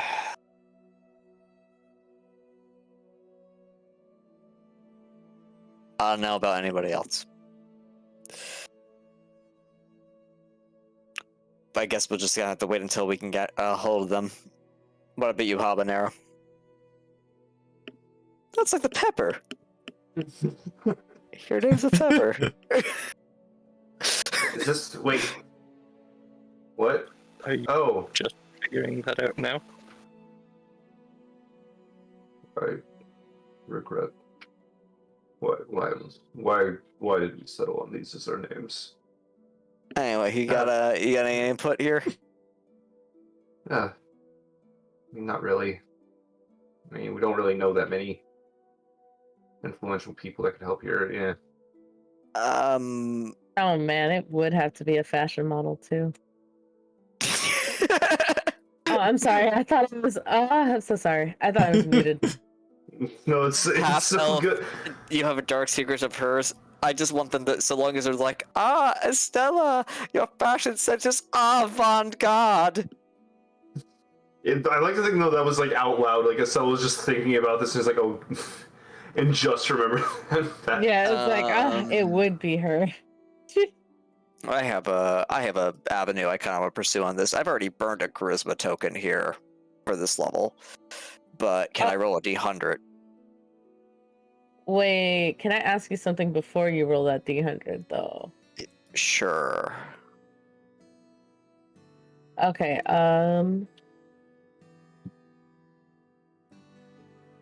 never mind. We're good. Never mind. I reread my feature and this is not what I thought it was, so never mind. All right. So what's your angle, Core? What are you looking for? So I've been doing all this looking to the Tapakari elves. We got the history check here. We do this. I have established that Core apparently has something of an affinity for elves. I wanted to roll a d100 to see if there was anything useful pertaining to the 10th district, which is, a Tapakari safe haven. That would be pertinent to the current situation, since we are dealing with a, House Tetris Tapakari house has ties to this.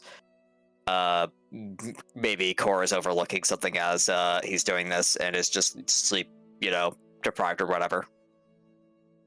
So just seeing if there's a lead or something there that he can follow. Just someone to talk to about them? Someone to talk to about this situation, because this situation is very complicated, and now it's starting to get into the territory of other districts getting involved. Mm-hmm. The train of thought here is the House Tetris might be independent, but maybe there is someone there who would probably care that a Tapakari house was infiltrated by hags and is being used as a tool by basically a 4th district evil guy, which is in the sphere of influence of the Circle Head. It's there's a lot of cloak and dagger that goes on with this stuff, so I'm just seeing if does Core know something, because he also deals with city underworld stuff. Right. All right. Sure. Roll a fate die. You know someone. They're in the room trying to murder you right now. Might as well be. Did I roll a 21 before? Thought you did. Oh, hang on. There's a 21. Wow, 21's showed up in 3 different rolls. Hmm. All right. Well, Hank, Yeah. Look at that. My trend of bad rolls continues. So, once again, a name does come to mind. Okay. But your relationship with them is not good. But you know them as someone who is well informed and has access to records. It would take a hefty bribe to get them to help. Okay. And I mean hefty. There's a reason why you've never gone back. What is that reason? They are expensive. The short end of it is they don't like you, therefore they charge you a lot for their information. So, is it just a one-sided thing? Mostly. Okay. You're not Okay, sure. no. You're not sure as to their ire towards you. Who is this individual? Let's go find a fun name.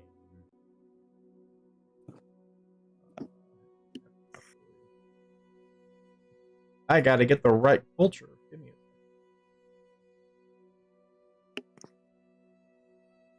a Their name is Loth Spider Queen. Got him. They're a Goliath cosplayer.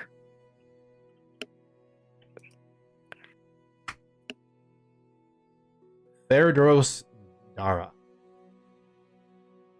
Takakari informant Ferdo's Dara. Well, and I'll be upfront with you. You know, to actually get information from him, it's 1,000 gold. He's expensive normally, but that's almost twice what he normally asks from everyone else. But charges me because they suck. Yeah, his information is good. It's reliable.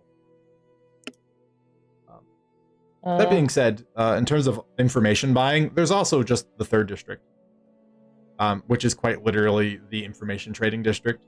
So if you have some money and you want to buy info, it might be cheaper to try to go there, but it might take longer. Okay, so 3rd district, good place to buy info. Yes, it is purely where the circle head for that district made his money. It's a it's a spycraft district. It operates like a very normal city, and it's polite and well kept and clean. But they have information brokerage, and you can literally go in and with for a certain amount of money, literally buy information on pretty much anyone or anything that has been collected before. If you're looking for someone or something, that is, you go there, and depending upon how desperate you are and how much money you have, you can go to a place and get exceptionally good information. Okay. Cora's gonna just say, I know an informant in the 10th district. They're reliable, but I think they got something against halflings. So, that's an option. Yeah, it seems we have 2 options then. It'd be really funny if, like, I went to your person and I talked to them, and you went to my person, and you talked to them, and we did the little switcheroo, and it worked out that way. I've been thinking that maybe we're coming at this at the wrong angle. It's important that we deal with this man. He's a horrible, awful person. But maybe we should focus more on trying to get Pops out of there first. Well, we can't really get him out if we don't know where he is. Yes, I'm just saying that maybe we should focus on that part of things. I mean, I don't really know how much value Pops would have to a man like this. It's possible we might be able to just break him out if we find out where he is.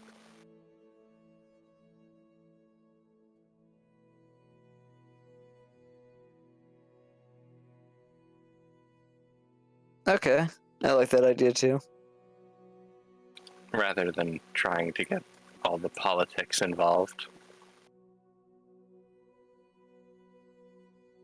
I'm glad that your suggestion wasn't finding out that they have a shellfish allergy and then getting them to eat shellfish.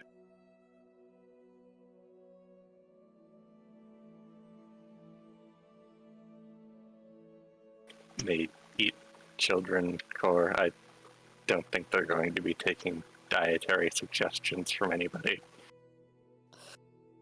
I'm tired. I'm just trying to make light of the situation, okay? Doing too much thinking at this hour. Core just puts his head on the table. My thinking cap is off. Core takes his hat and he just puts it down beside him.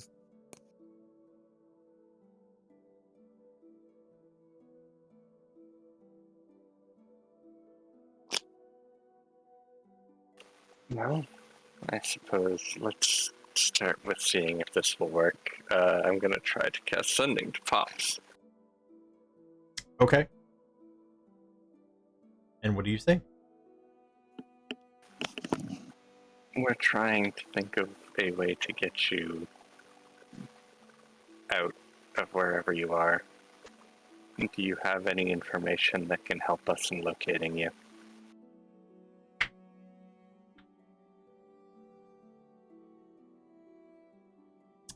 There is about a 30-second pause, and then a response. I don't know where I am. Hang on, I gotta make sure I count my words. It's a dark room. I was told to tell you if you reached out to come to the ball. I don't know. And it cuts off. Human frowns. Well, he doesn't know where he is, but apparently we've been invited to attend a ball.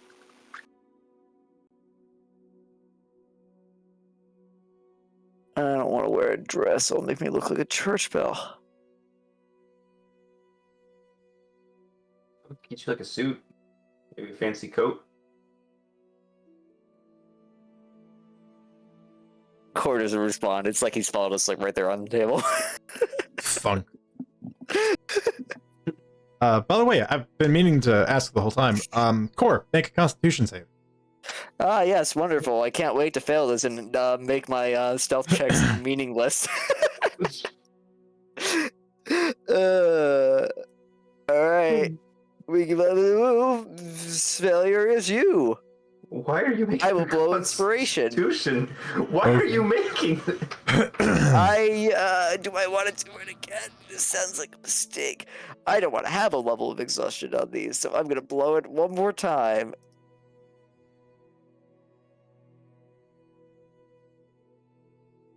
Did I do it? You did. Does it? You know, I- I not that it mattered at that point, but you know, you can also just spend 2 points to automatically succeed, right?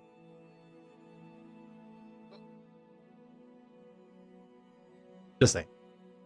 It resulted in the same outcome at this time, but you know, for the future, if you fail, you just go, I want to succeed. Spend 2. Listen. Silence. here. But you're tired. I get volumes. it. I'm in character right now. It's like when I Straight. told Sam, it's like, you know, you could have just subtle spelled your counter spells, right? And she was like, wait a minute. It's not just that. I didn't really have the spell points to do it either way. God bless. But you're fine. Fine, yeah.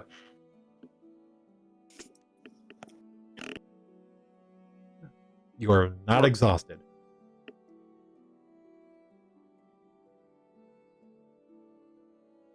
We did it. So, been invited to a ball.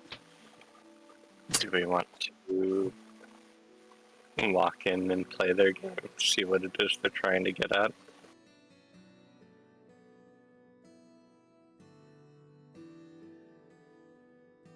I think we should explore other options first, just beforehand, but it's a good default. Of course, we don't even know when this ball is, or any information about it at the moment.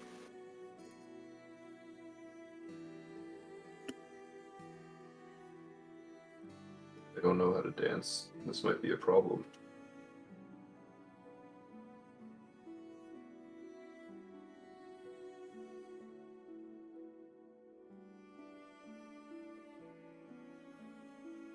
No one offers to teach him how to. Yeah, I know. It's like And not a scene. problem. That's what my brain imagined was. I don't know how to dance. Everyone looks at each other. No one says anything, and circle wipe to next. Yep.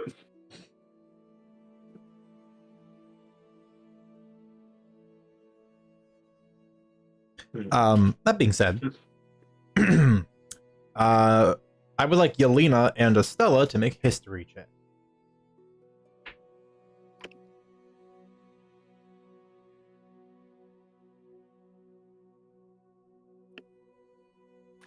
I'll blow inspiration. 11 it is.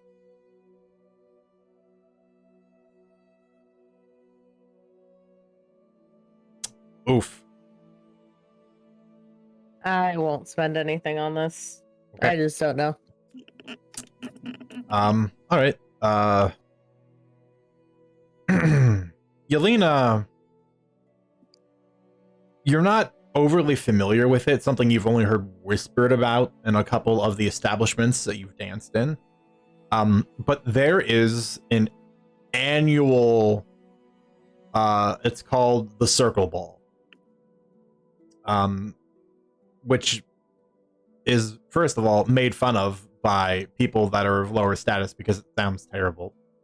But you know, it is one of the largest gatherings in Geliath for most of the upper echelons of the various districts to gather together to just sort of celebrate in their successes.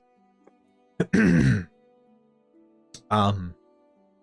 usually what happens is there's it takes place inside the central chambers of the Circle Head in the middle of the city. And then in the streets outside, because there's so much attention gathered for it, the commoners, it bleeds out into the streets. And so there's the central party that is invitation only by, again, the upper echelon. And then outside, the rest of the city sort of just kind of joins in on their own celebration, kind of bordering it. And since it's been said that the Circle Heads actually enjoy that, they've allowed it. But that is what you think this invitation means.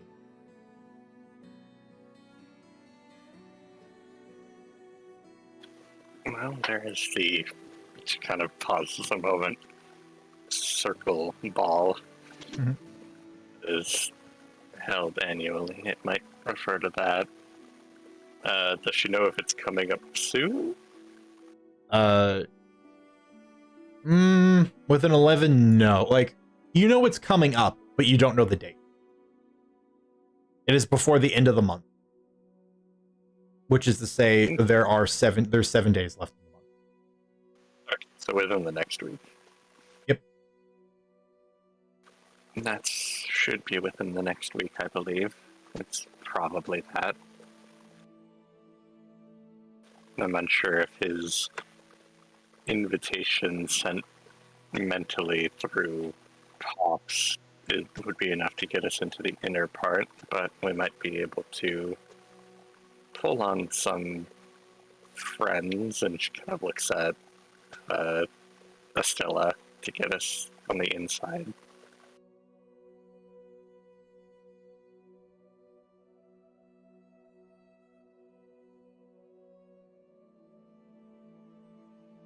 Well, we can definitely do that.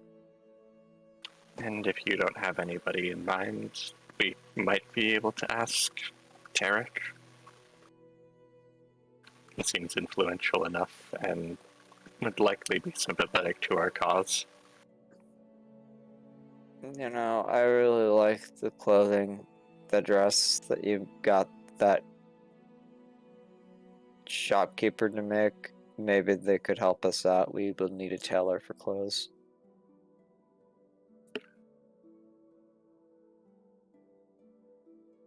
Well, unfortunately, she kind of like pulls out her like small coin purse that she keeps tucked away and just folds it inside out. I spent the last of my money trying to convince that carriage driver that we weren't maniacs.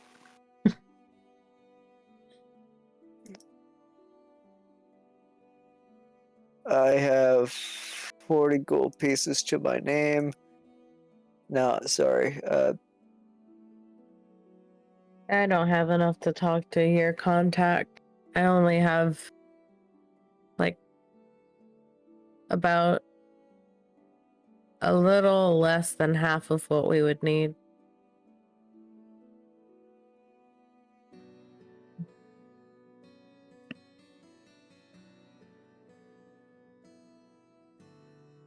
I'll figure it out.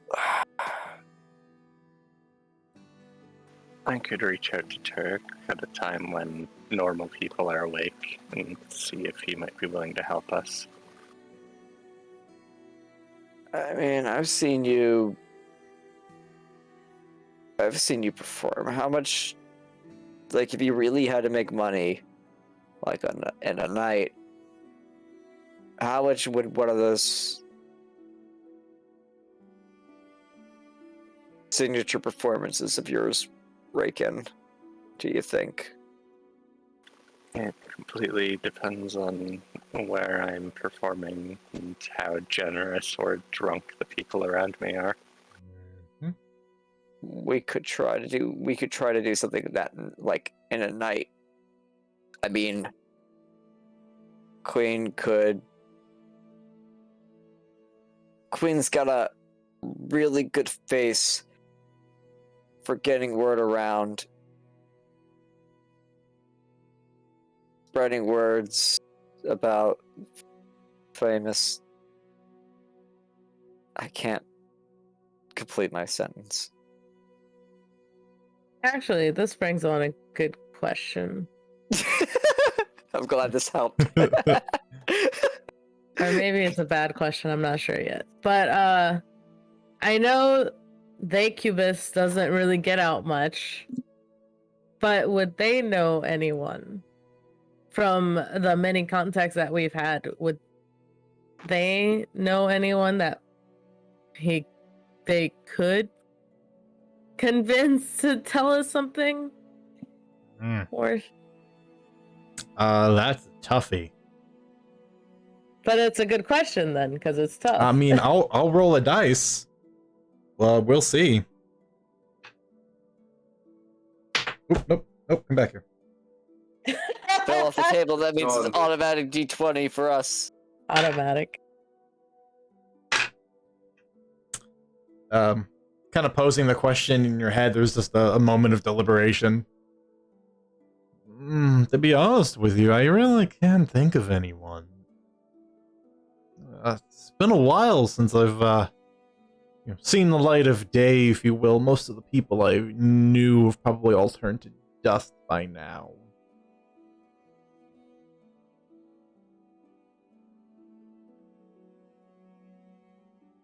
He just nods.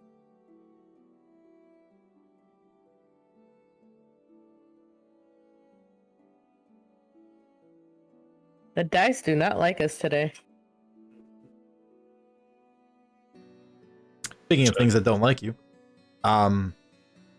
walking in, the thin framed form of nobody. He strolls into the cafeteria, does not give the table a glance, and walks down 3 more tables closer to the kitchen. You see him just sort of quietly take a seat in a spot, open up a small book, and begin reading.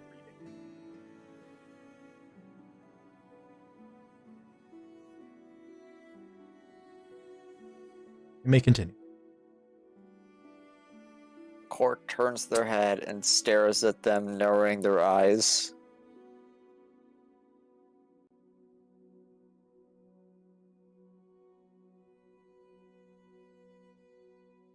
Okay. Continue staring. I'm doing my thing. You head up and get your way over to that table. Mm-hmm.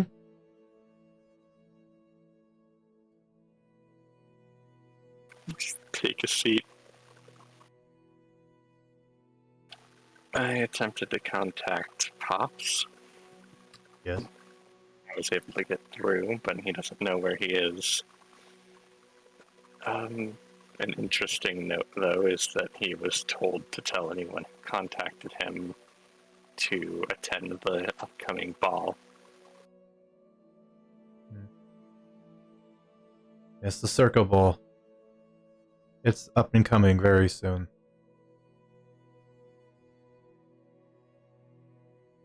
Is that something the adjutants attend at all?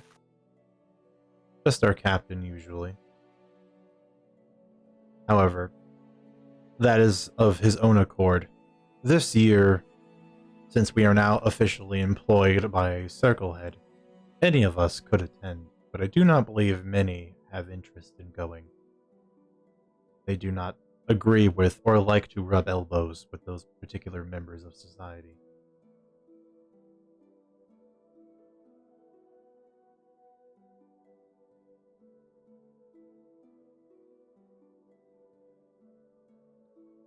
You'd be interested in being given a spot to go. It can be facilitated. But you would have to meet with the Lady Mythanos first.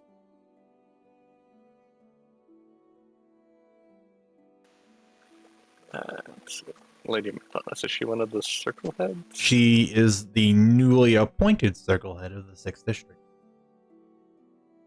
She just, not that long ago, finished what they would call a race, for basically the popularity contest to earn the seat. So in fact, make a history check. Let's see if you can't recall any fun tidbits about what had to be done. Nope. This session is just literally payback for all of the sessions previously. Mm-hmm. We won. We spent all our good rolls in combat, and now we're just gonna sit here being like, I don't know. What do you want to do? I don't know. What do you want to do? We just stay. This is what we're gonna spend the next 4 hours doing. Would Lady Mythanos be sympathetic to our cause of trying to free Pops and stop the kidnapping of children? You just see nobody sort of break eye contact and think. It's a long 60 seconds of quiet when he does this. Before he answers, Core. Okay. You're given your minute window. What would you like to size up? All right.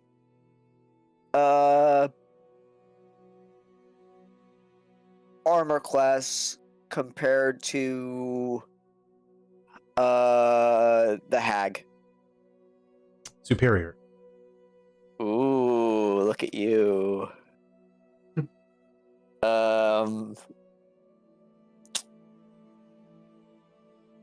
Let's see, where's my nobody folder? All forward.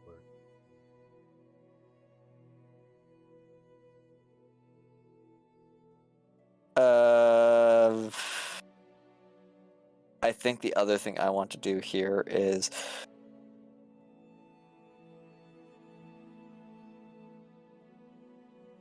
I think I want to do HP, so I'm trying to think of who a good comparison would be. You know what? I'm curious, because I've probably done this before. Pops. Interesting choice. Yeah. Superior. So somewhere between he is either the devilfish so currently is the highest level of HP. Nobody is like the second highest.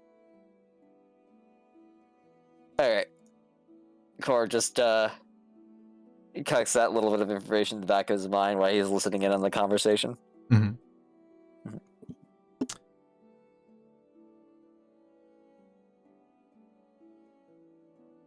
Lady Mythanos would be interested in retrieving Pops from his current captivity. And, likewise, make sure the kidnapping of children has ceased. I believe you would find her sympathetic to your cause. However, do not mistake that statement for her being warm or even kind. She is an Albira, after all. And this is more than easy enough to do. Albira is essentially the fun way of saying you're from Albion. And a lot of them are typically very cold and calculating, and they participate in a thing called the game, which is very intricate politicking for the sake of backstabbing other nobles to gain status.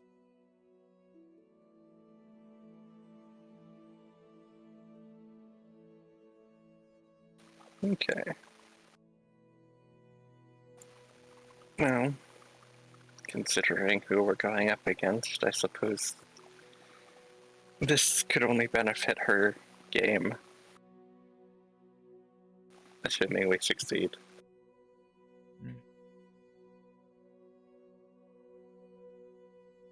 Well, I do not think you'll be doing anything more than speaking at the ball, given the types of individuals that will be present. If a conflict breaks out, you can almost certainly assume you will not survive it. Of course, but hopefully we can glean something of value. That is the ideal.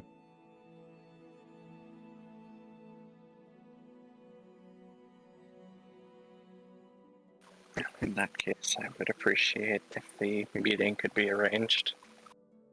It will be done. Is there anything else I can do for you this morning? Do the adjutants have any plans for what they are trying to do to help Pops? We are currently investigating his whereabouts, trying to see if there's an avenue in which we can sneak past Constament's magical wards and his guardsmen to try to free him.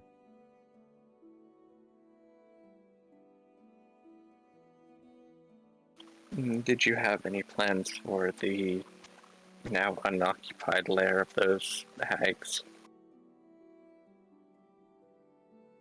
He gives another thoughtful consideration.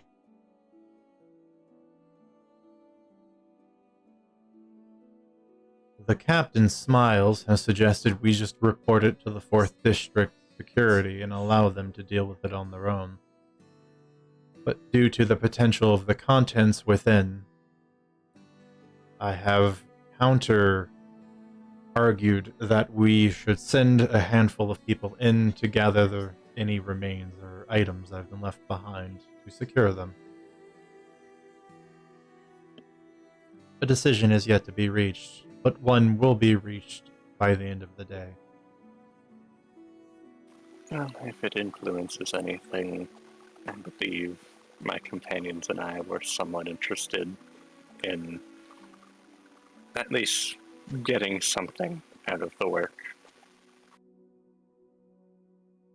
I don't know about them, but I do have to pay rent and such things. And unfortunately, being able to earn money at the same time as all of this has been somewhat difficult.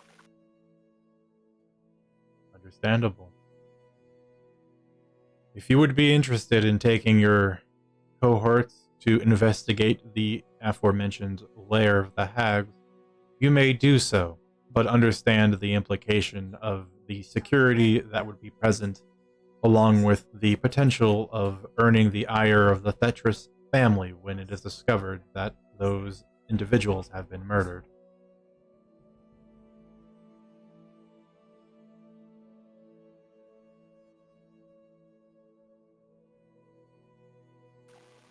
I believe there's a middle ground to be reached. I don't think that the 5 of us going by ourselves would be the wisest option.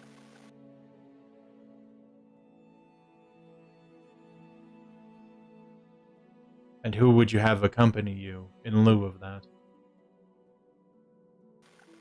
One of the adjutants. I'm not particularly picky about which one.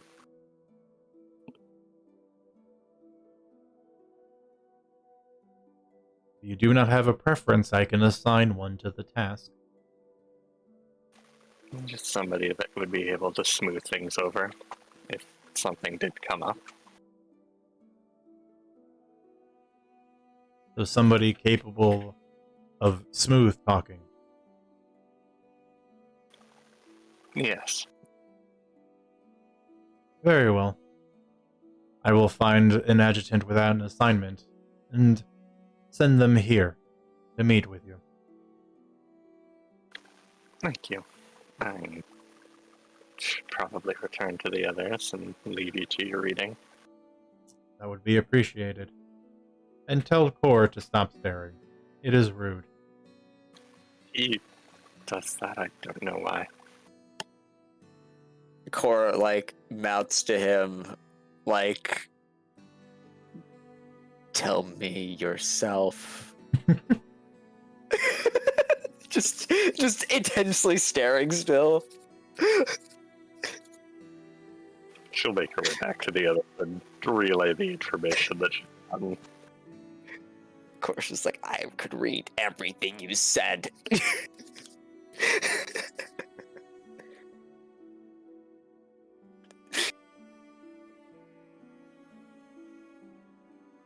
Well, we have our way into the ball, as well as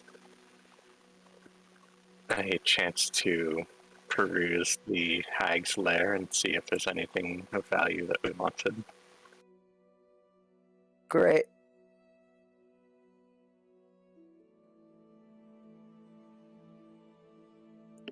That's something.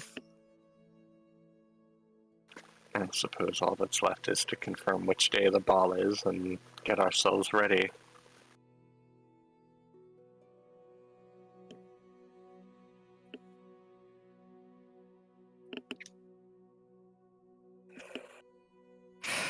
We got a time frame? Sometime within the next week. Oh. So we don't have to run out immediately.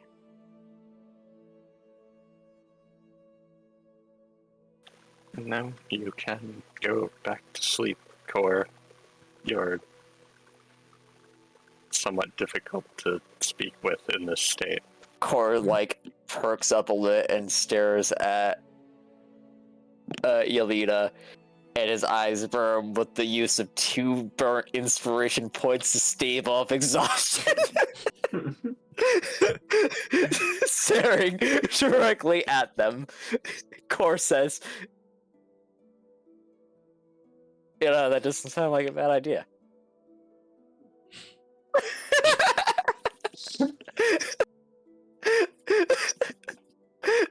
I'm gonna go let my dog outside. Can we take a 5-minute break? Yeah, that seems like a good time for a break. Yeah. Here, let's take a 10-minute break. Come back 50 past, and then we'll come back and jump back into whatever the next leg is. Yeah. All right, 10 minutes. We'll be back shortly. Stick around. It won't be long. I'm sure someone will be around here to fill the air with mindless chatter. Anyway, we'll be right back.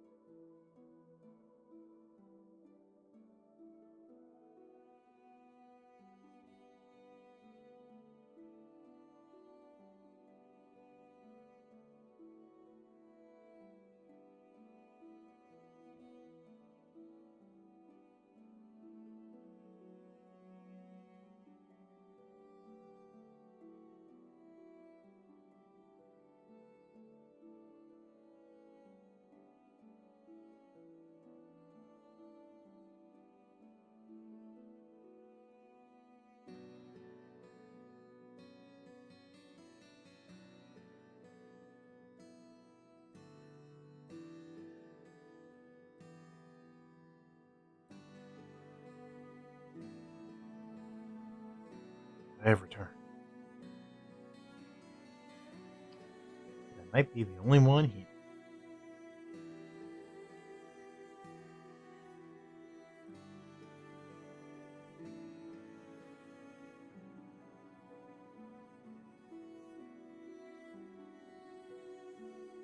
So how are all my lovely viewers doing?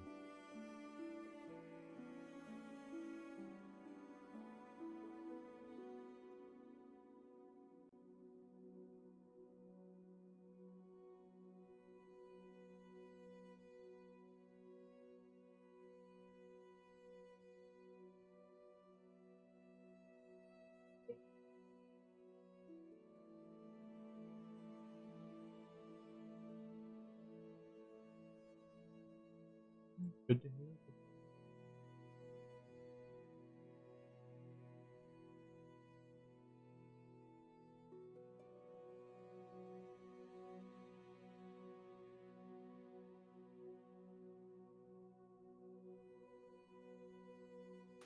I am back, Welcome back. waiting on some food to get delivered. What kind of food you get? Ordered some breakfast sandwiches from McDonald's, because it's like a 5-minute delivery time away. Sometimes convenience is king.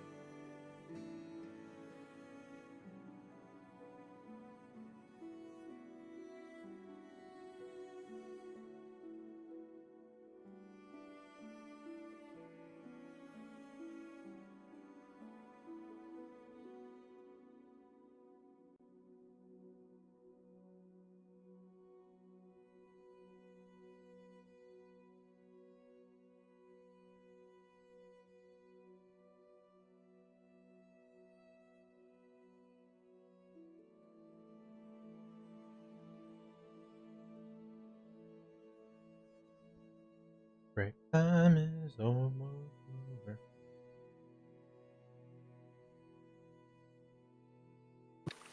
Schedule. Clocks don't exist in this world. All right, I'm back. Welcome back. Now we're just waiting on Sam and Greg. Just taken.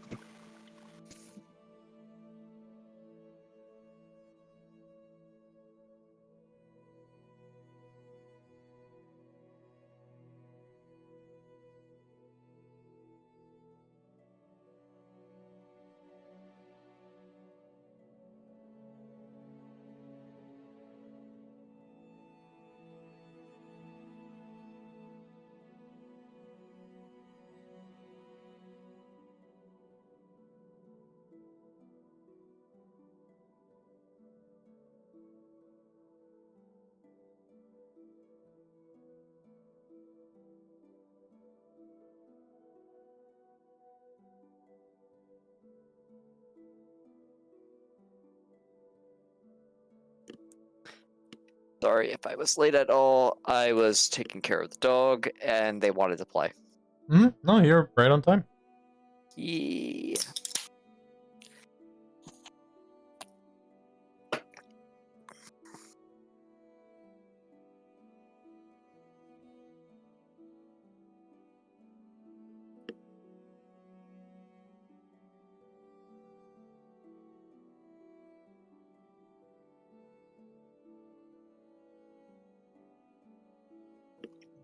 Still just waiting on the other.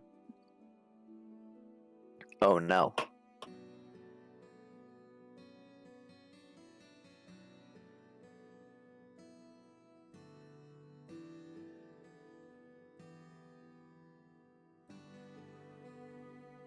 I heard a sound.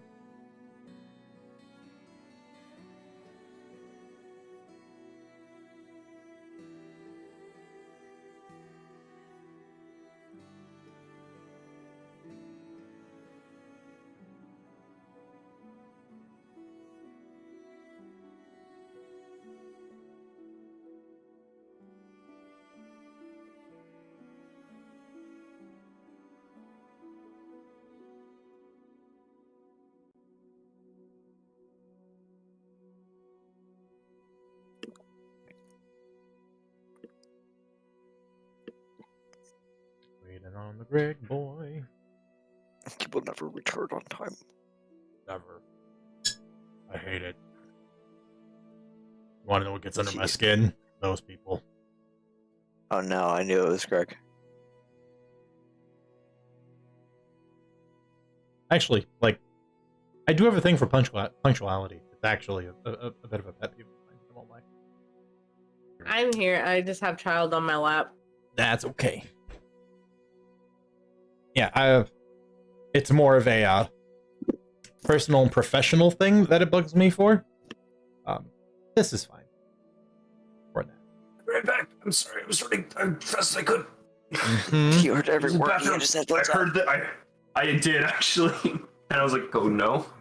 Oh no! Oh, no! no. No! No!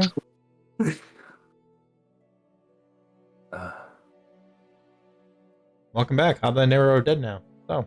I heard as you viscerally described killing them. Yeah, it was brutal. I then filled them with cream cheese. It was brutal. No. Wow, that's really, No. really terrible way to die. Medic, though. Just strangled with cream, strangled and choked on it. See it coming out of their mouth a little bit. Mhm. It's real bad. I call it a habanero popper. A little too spicy. Just a little too spicy. Yeah, I couldn't actually imagine that. I think it'd be too much. Jalapeno poppers, though. Delicious. One of my favorite foods. But that being said, hey, welcome back. So, we left off with everyone coming to the realization that you have a little bit more time on your hands than maybe you thought. You're all currently still gathered in the cafeteria, but now that some time has passed, you're beginning to watch as the children begin to filter their way in, sleepy and still waking up, some dragging blankets behind them, others with a couple of stuffed animals, all still in their pajamas. You've been able to enjoy the sense of the food that Amethyst has been preparing. And today you see it is sunny side up eggs with a side of bacon and freshly baked rolls. A lovely breakfast. But all that being said, what's the what's the plan? Where to now? Understanding that you've got some more time on your hands. Well, you see, I've been ushered back to bed by Yelena. Okay, Cora's going to sleep for 8 hours. What does everyone else do? 8 hours, just 4 hours. We gotta make up the difference, which is 5 hours. I am going to, once, breakfast is actually served and Amethyst isn't busy cooking for 40 people, Mm-hmm. I'm gonna approach her and just ask, do you know exactly which day the circle ball is on? That's a good question. I think it's like 3 days from now. On Keita. And she is right. It is 3 days, 3 full days. She nods. Thank you. We're trying to plan with what time we have. No, that's fine. Make her way back over.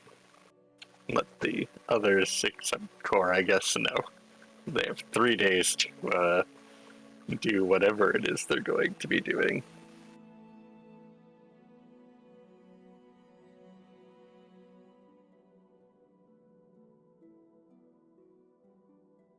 Can't believe that you deceived me.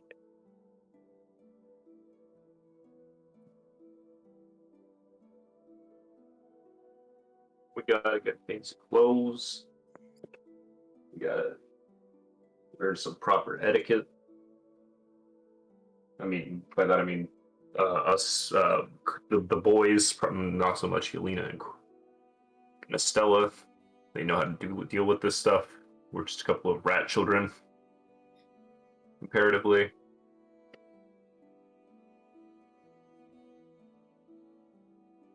And whoever is going to teach you. Yeah.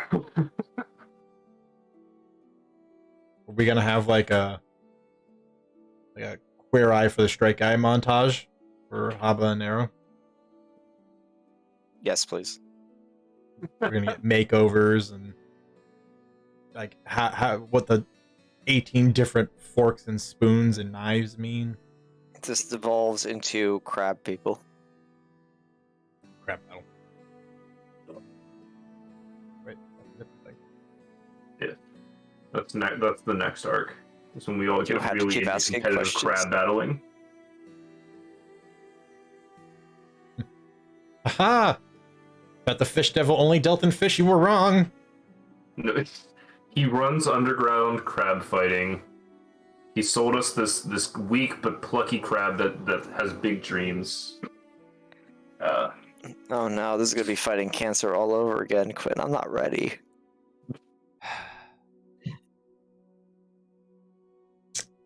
Wow. I think we're done. There. I was gonna say, I think the boys would probably either approach, probably Estella actually, for fashion advice. Thought of a ball. They are very ill-equipped.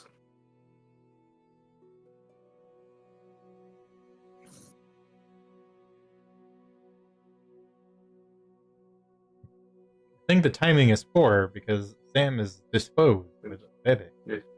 Yeah. Child's got her in a lockhole, in a chokehold. You can't win against the child. She could have blocked the overhead from the child, and now she's getting comboed. This is what happens when you don't have any breakers left.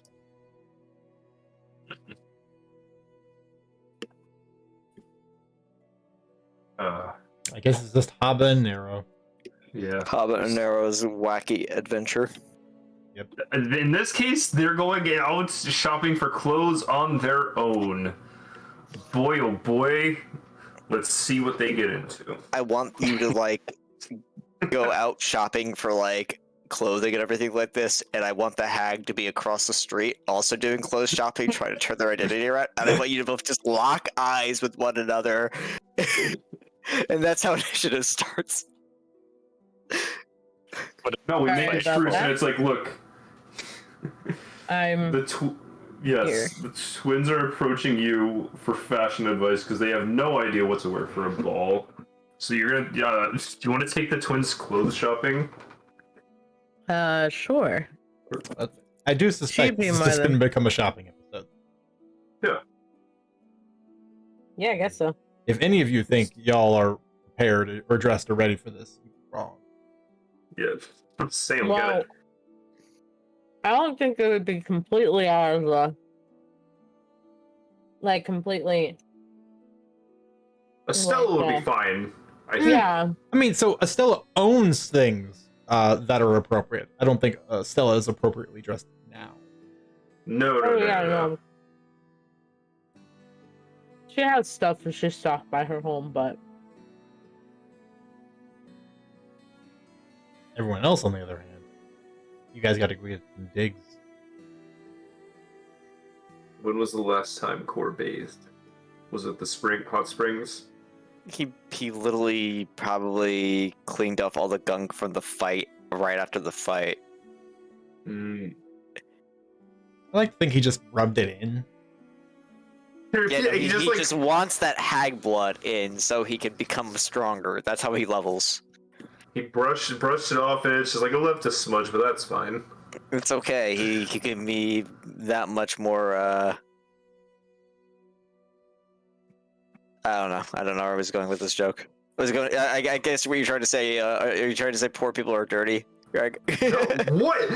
What? No. Core is an urchin. I understand. All right, it's fine. Moving on. Yes. So, on a serious note, what is the next step? The ball's coming up. You've been, in a very cryptic way invited to attend. And you're going to have a meeting with the Lady Mythanos sometime in the next couple of days. And you will also be meeting with an adjutant soon to go raid the Hag Lair. Clothes shopping at 2:00. Home raid at 3. So Okay. that. So what are you doing with the the 8 hours before 2:00? wallow in self-loathing. I'm booked. Oh, just Check. cry for a couple hours. No, I figured like that time, like leading up to it, is when they would just get like this fancy stuff out of the way. I'd assume I'm not gonna make a. I wouldn't say statement for you 5 guys. hours, but Well, it'd be it's just shocking. I mean, there's a lot of general etiquette, bookkeeping stuff. and it's habanero. Like, Yeah. you might need a couple of days of this. Let's be real. True. I mean, have you ever watched A Knight's Tale? Yeah. Yeah, it's that where they don't know how to dance. It's all of that in the back of the tent when they're just trying to get all their etiquette and dancing steps down. It's that. That's all this. Mm-hmm. Let's be honest. True. Okay, If you well, miss, if you it looks like Estella has her work cut out for her. Mm-hmm. She rolls up her sleeves. but you don't have any sleeves. Have you looked at her art? Well, those are like droopy, kind of. That's Sorry, fair, I guess. Did you just look at a woman and call something droopy? I No, know. I'm talking about like the Stop. It's the bullying Stop Greg before you get session. any further behind. It's the bullying Greg session, I see. But no, okay. Yeah. I'm just trying to give you life advice. Never speak to somebody attractive and just call them droopy. I would never. Like, it's just an unpleasant word to refer to anyone that isn't a cartoon dog, you know? True.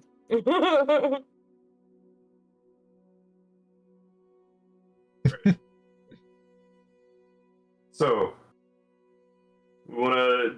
So she rolls up her sleeves, as I was saying. Yeah. They do not question it.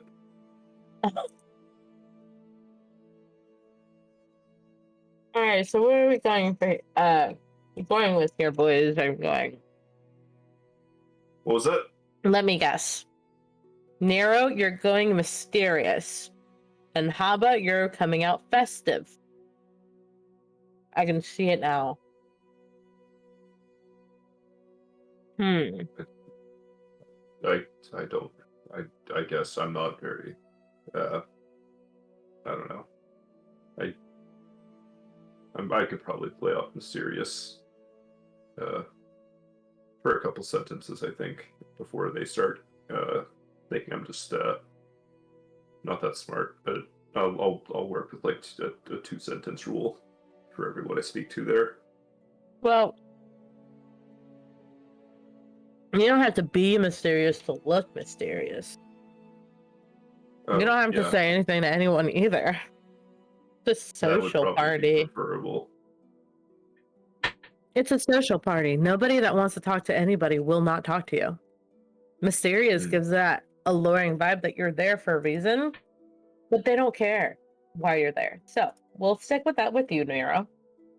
And Haba, you know, I wasn't trying to make you stand out too much, but you yourself stand out. Your personality, very bubbly, little festive outfit here.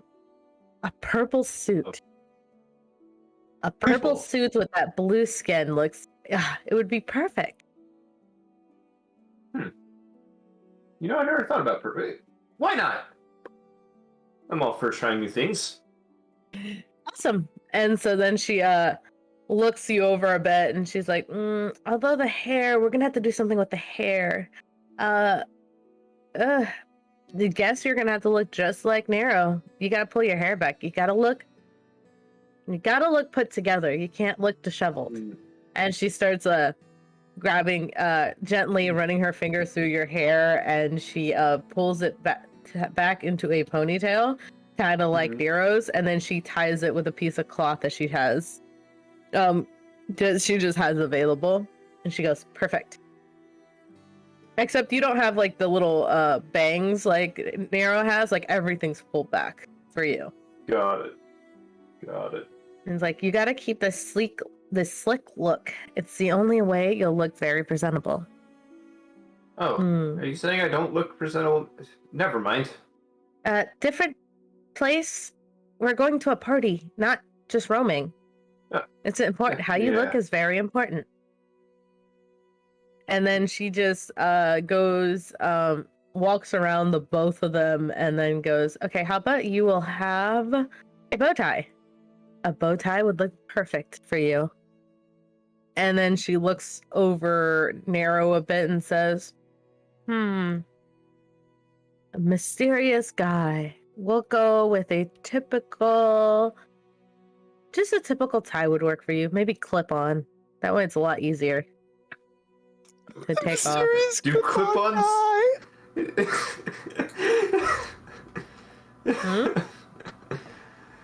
Course just dying. Somewhere in his bedroom, he's crying himself to sleep with laughter. A good cry, yes. It's a good cry. At some point in this party, it's gonna fall off. Everyone's just gonna immediately look at him. No, clip-ons don't fall off. Only if someone pulls it off. Yeah, exactly. So, like, unless you're planning to be grabbed, well, no one's being hostile. I don't know what to say.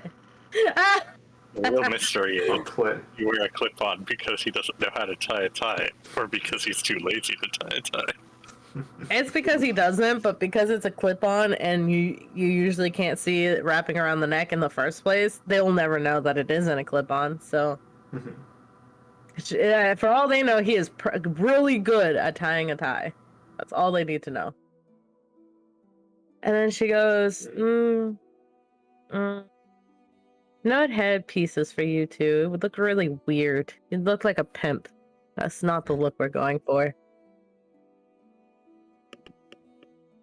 You tuck in your shirt. And you can leave it kind of loose, but still presentable. I want the session to just be 41 more minutes of this.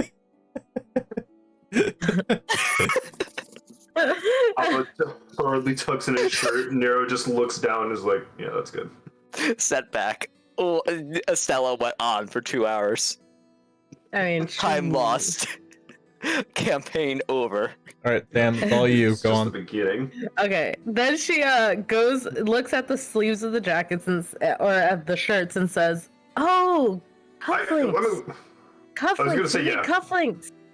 And then she produces just a bunch of cufflinks that she just happens to have in her bag. What? I was gonna say we could be doing this like as we're like a montage as we're going through different stores and stuff like that, and then Okay, then they go to a different store where there's accessories for suits, and she finds the best cufflinks. They're little, they're like matching pairs, and it's literally like a star and a moon. And she goes, see, because you guys are about the same. And then she like flips him into the sleeve. It's like perfect. What are they made out of? Gold, Oh, silver, like what are they? They're made of silver. She knows that gold's too expensive. Reasonable. She's shopping on a budget. She's shopping for 2 people on a budget. Like, yeah, for the pair, it'll be 5 silver. Yep, she'll happily produce it, and then she'll tuck them into their place, and then go perfect. Look at that. And then she like grabs Nero's arm and puts it up to the light and kind of like moves it around. It's like, see, it's good. It's good silver. And then she then goes, okay, Nero, what else do you need a belt? Okay, we need to go to the belts. And so as they're in the store, she rushes Haba. I said Nero, but I meant Haba. Rushes Haba towards where the belts are and says, crocodile skin. I don't know about that one. Snake skin? Ugh. Maybe not. Don't they have like plain leather around here? And she's just looking around, like literally rustling through like all the belts. And she goes, aha! I found it! And then it's just a typical black belt. But it looks a lot shinier than your typical black belt, which is what she was looking for. She wanted a black leather belt with a sheen to it. And then she like puts it around Haba's waist and goes, here, now you do the rest. Yeah, he will follow suit. For the record, Yelena hitched a ride the carriage for whichever district they went to do all this. Hell yeah. And then split ways once they were dropped off. And she goes, perfect. That really pulls together the purple suit.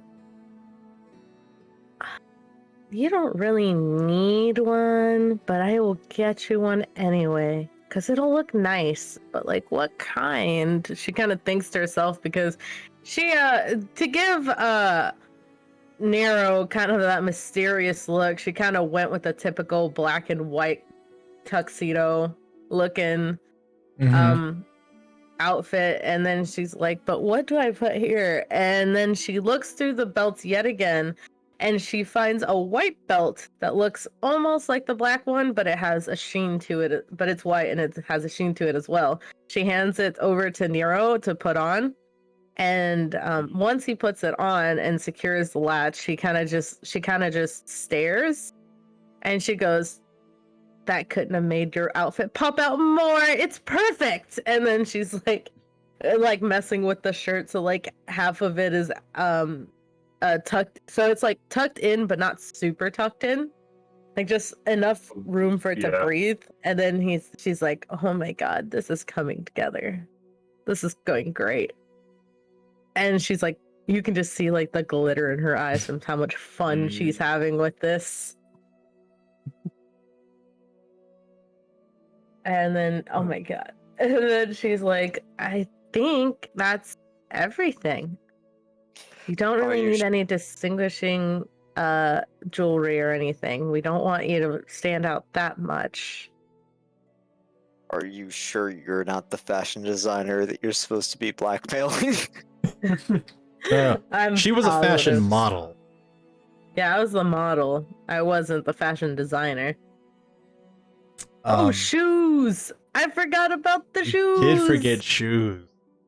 And so then they make their way to a shoe shop. There's a fine cobbler down the street, of course. Excellent. Oh my God, wait. I have the perfect shoes. And before it's revealed that this is actually the outfit that she assembled for Nero, it's just a black karate gi with a white belt. Nah. No. She has more fashion sense than that. Give her some credit. Like, Okay. so then I will produce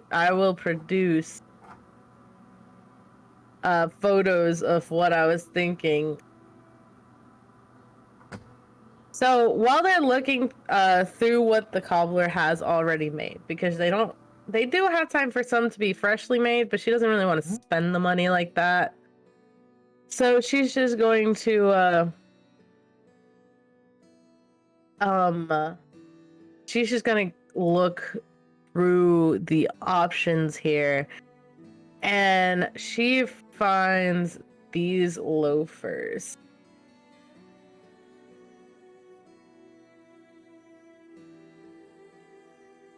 And I'll put it in the in-game chat. Picture. She finds loafers like these for Haba. All right. And then she finds some boppin' shoes for Nero. They kind of look like this.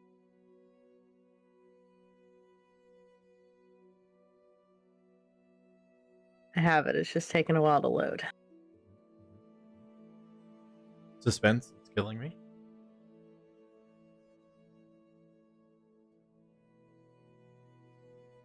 No, you will never see the shoes. What do the shoes look like? Right, there we go. That's about what I thought too. Huh. Good. Yeah, so we were on the same page. Mm-hmm. And so with that concludes her little montage. That's the whole thing. So you were trying to do all this on a budget. So the important question is, how much did you? How much was shelled out for the suits? About she is willing to for the suits so that they look like they're a part of, like, you know, upper class. Yeah. She's willing to shell out almost 50 per suit. She's willing to do that. It 50 is gold. It is doable. You can easily find a suit maker that, while not of a upper class price or brand, can make it the work is similar. It just doesn't have the name attached to it. Okay, and how much would that run her? Because she's We're gonna do 50 gold a pop. yeah, she's down. She'll hand over 100 golds. Yep. Custom made suits to fit the boys. Yep, custom made purple suit, and then typical tuxedo mask suit for the other one. Mm-hmm. All with the look, without the cost. And then a gold for each parachute. Yeah, for sure. I have subtracted it from my balance. Mhm. There you go. She has fully decked out the boys. And for Yelena, Estella just says she has something in her wardrobe for her. Which is much easier to do. Mhm. Whenever you guys decide to go to deal with a hag layer situation, since you live in that district. Mm-hmm. So yeah, No, Estella just gonna will stop a let you block know. over later. Oops, sorry. No, you're good. Continue. Estella will tell Yelena that she doesn't have to worry about spending any money on clothes, jewelry, or accessories, because she'll deck her out completely. I think Yelena nods, but kind of makes the joke of just, so you kept some of your dresses from when you were a teenager, I assume? She kind of smirks and says, "Funny you should say that, because I did." She just smirks. She wasn't always a super tall goddess. She was a slightly shorter goddess at one point. Exactly. She's kept everything. It's actually safe to say that even before she became freed, some of the dresses that she had there, because of maybe a few connections that she has, she's had them like altered to look much different, much more fancy, much more up to par for what she does every day for money. You've got So, a seamstress that comes over. yep, pretty much just to alter anything she has. Period. Kind of keep styles up to date. Make use of good quality fabric that you've got from other old clothes that are just out of fashion. Exactly. It's her way of being cheap while still looking absolutely glamorous. And honestly, those types of people aren't uncommon in the 4th District because, again, that's sort of a big trend in the 4th District is to be seen wearing what's trendy and in season for the fashion. So there are people that do actually make a living by going to different places and finding old people's clothes and going, okay, let's tear this all apart, get the fabric, and make something new and better out of it. Yep, pretty much. So, habanero, you guys have your suits custom tailored to fit. You've got your shoes and your belts. You guys are basically just carrying these big bags down the street with Estella and Yelena in tow. Yelena split off from them once they got off the carriage. Well, then where is Yelena? Yelena went to find the most busy tavern that she could and is trying to put on a show to make some money while she's there. What district? That is up to them. I don't know where they went shopping. I just tagged along. Since they did shopping on a budget, they probably stayed in the 1st district.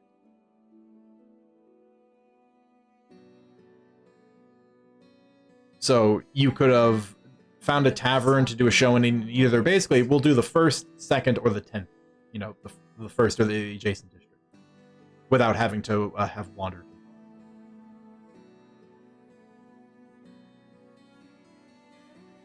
Out of the 3, the 10th district is much ritzier.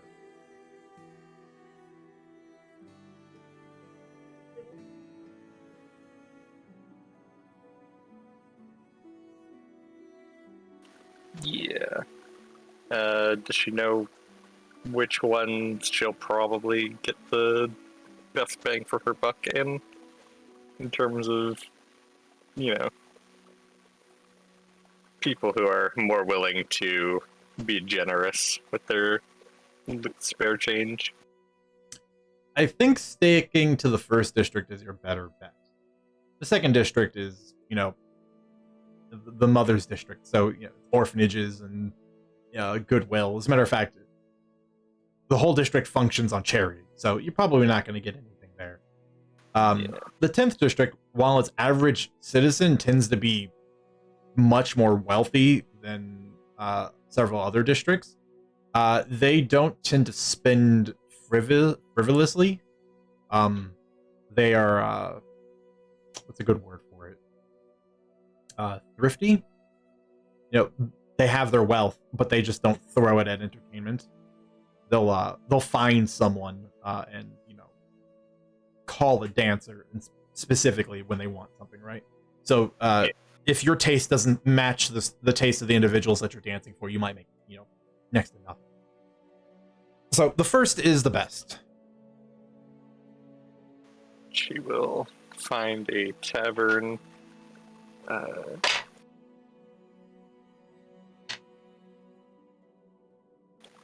1st is it's where the dwarf one that runs the guards is, right? It's where it's the district with the peacekeepers. Its circle head is Rainsmere. Yeah, he's a very, very old dwarf. And so a lot of the utilitarian nature of the dwarf culture is seen everywhere.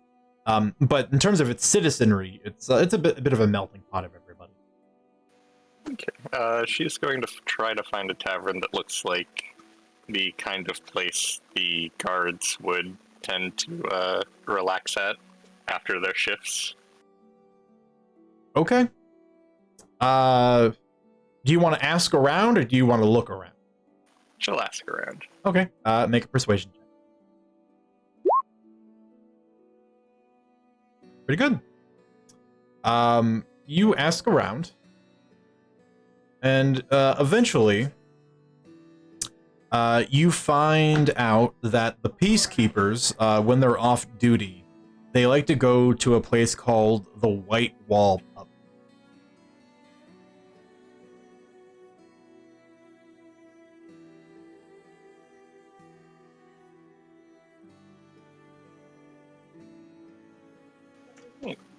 And you're in luck. It's a short, it's either about a 30-minute walk or a short carriage ride away. She'll walk there. Okay. Well, it's not hard to find the place. The architecture, the outside of the walls, are very different compared to the neighboring buildings, in that they are made up of white bricks with black mortar. It stands out due to the contrast. The sign hanging over the door is actually a segment from the same building materials, but made smaller, and etched into it is the white wall. The door is currently sitting open, and you can hear some faint music coming out through the door, and what sounds like a decent buzz of a relatively full place. She will step inside her and make her way towards the bar. Walking in, it's pretty clear that you've walked into what would be the fantasy equivalent of a cop bar. Everyone here, they carry with them a certain air, but you can see the small little cliques that they all sort of sit in. The bartenders are all relatively well built. Got a couple of scars on their face. They give a bit of a solid nod and a flatline smile when you come in. But you get a couple of eyes that sort of follow you as you enter, given the more exotic look that you carry compared to everyone else in the pub. Hi, lass, what can I do for you? Actually, I was thinking I might be able to do something for you in this tavern. I'm a performer, and I was looking for a venue to, well, give a show.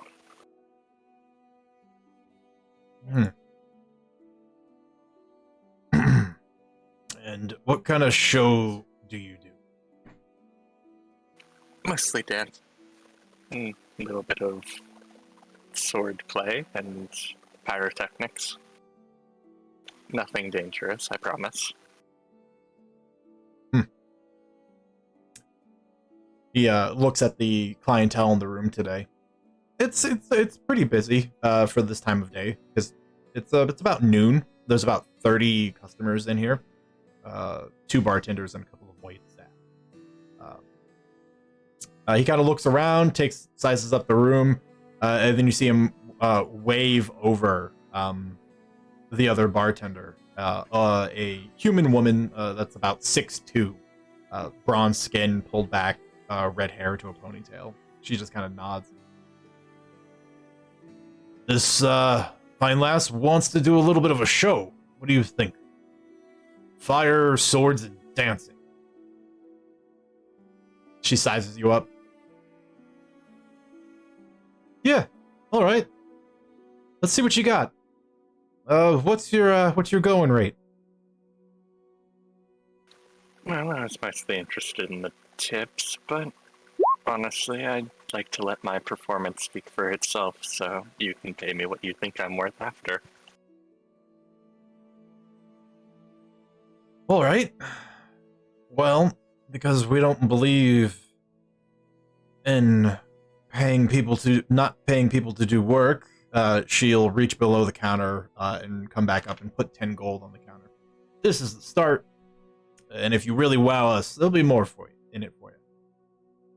She nods. Alright, well, I suppose I'll go get started. Mm-hmm. There is a whole wall off to one side that's got a raised stage on it. It's currently got a small bard troupe on it, 3 individuals. a halfling, a half orc, and a half elf. And you think there's probably something to that. You don't know why. She'll approach them. Yeah. By chance, do you happen to know any music from Kartor? Something with a fast beat. Yeah, I think I know some. Care to help me out? What's the cut?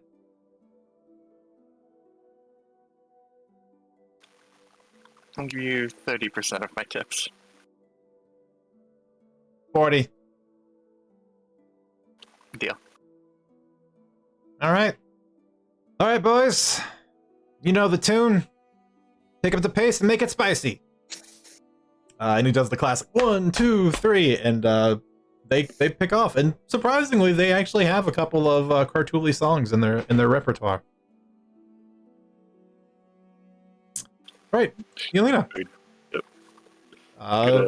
Yeah. Take off her winter coat and cast enhance ability on herself for charisma. Because why wouldn't she?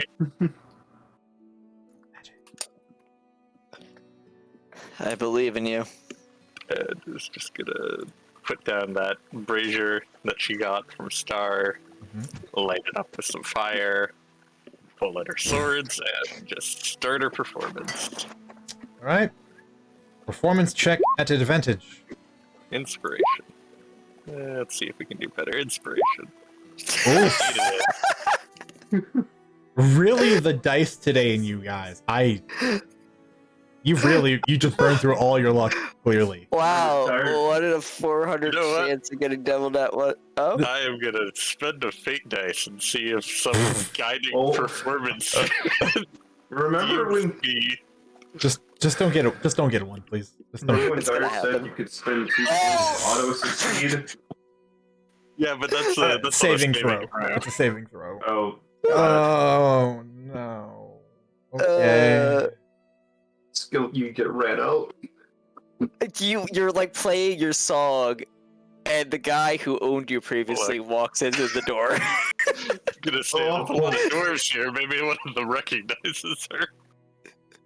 Well, you know, Yelena, make a perception check. You know, you're gauging the room as you're performing. 15. So you look around. As I mentioned before, you can see there are some obvious groups of friends that are here. You know, several peacekeepers that are off duty and just kind of hanging out together. But there's one table closer to the door, near the wall, that your eye kept returning to that corner over and over again, and you weren't sure why until this last moment where you kind of finish part of the act as the music goes down, and you finally get a really good look at him.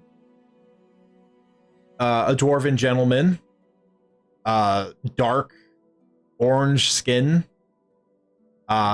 sandy blonde hair, and you recognize him. This was one of the private bodyguards to the warlord that you escaped, and he's been staring at you the whole time. She's wearing her performance outfit, so she's got the brands. They're completely visible. Uh-huh. And there's just a moment where you guys lock eyes. He squints at you, and then this small, almost devastatingly just cryptic smile creeps onto his face. And then you see him put a couple coins on the table. He gets up, grabs his coat from near the door, and he leaves.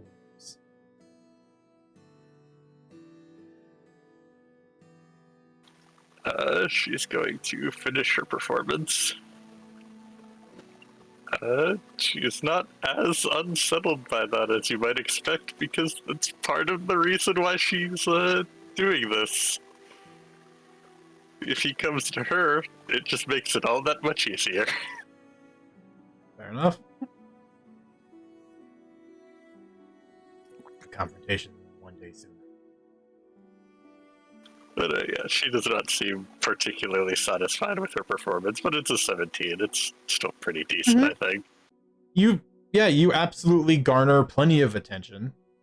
The peacekeepers are all enthralled. You get the to watch the experience of an occasional, like, cat call or whistle, and then watch it immediately get shut up by the bartending woman behind the bar with a mug from across the room.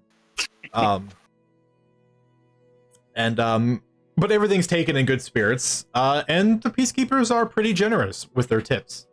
Over the course of this performance, which takes about 90 minutes or so from start to finish, collectively you make about, well, you know what? Let's have it be more fun. I'm gonna roll some dice.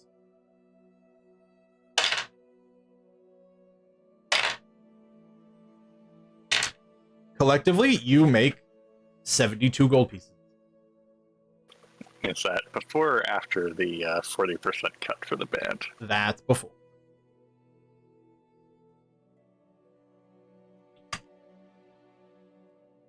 Still, After, it's 44 gold.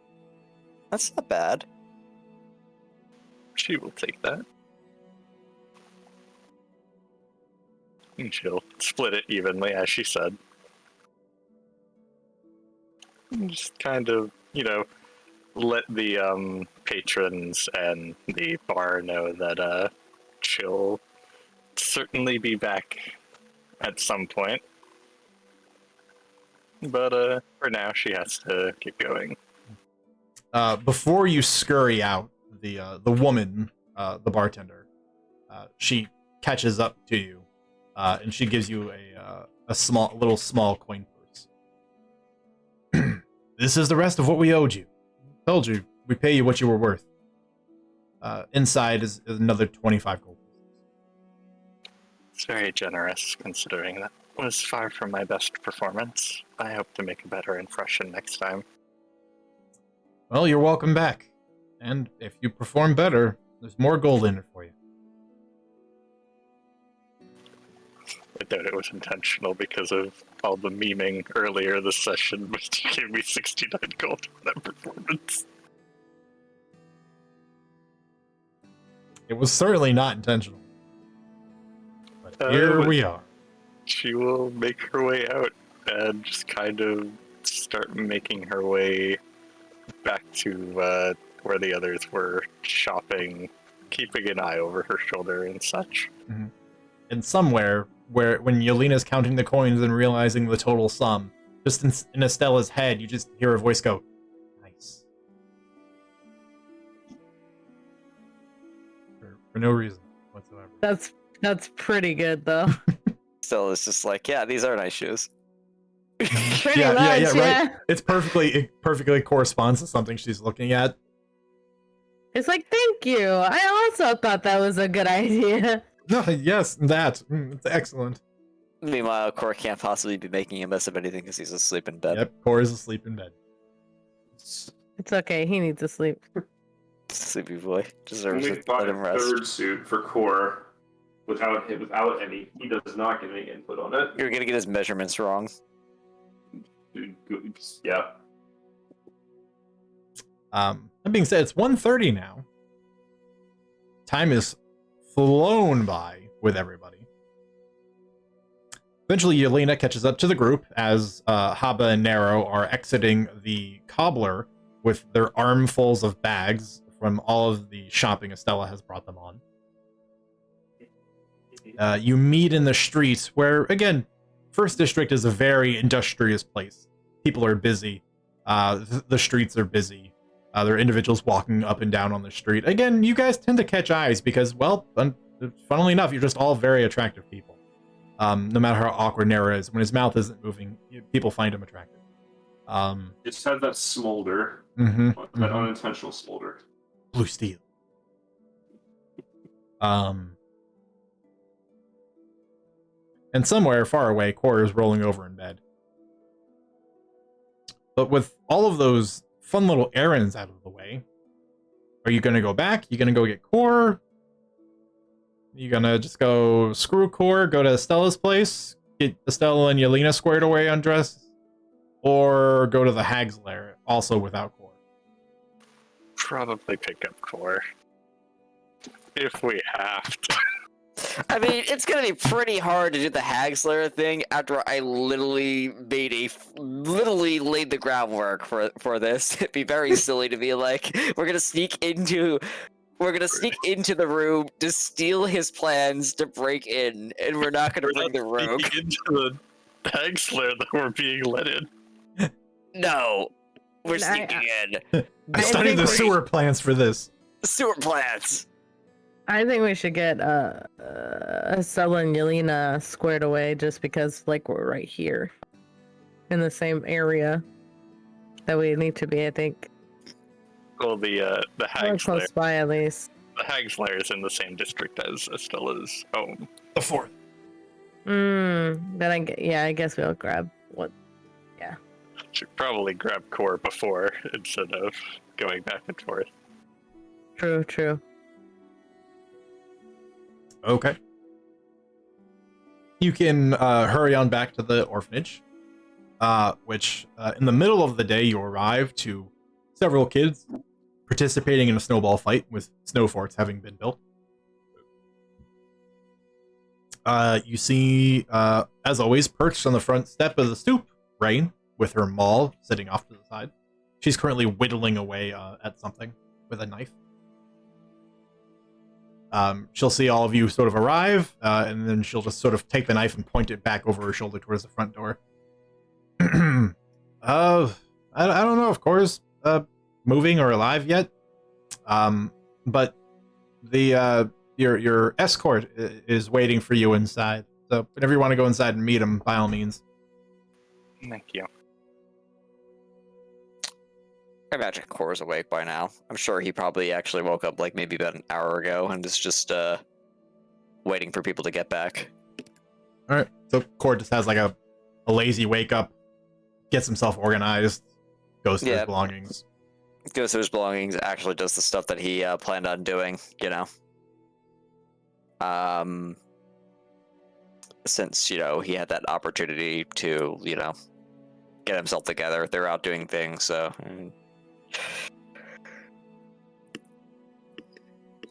Is what is. But, Core will be,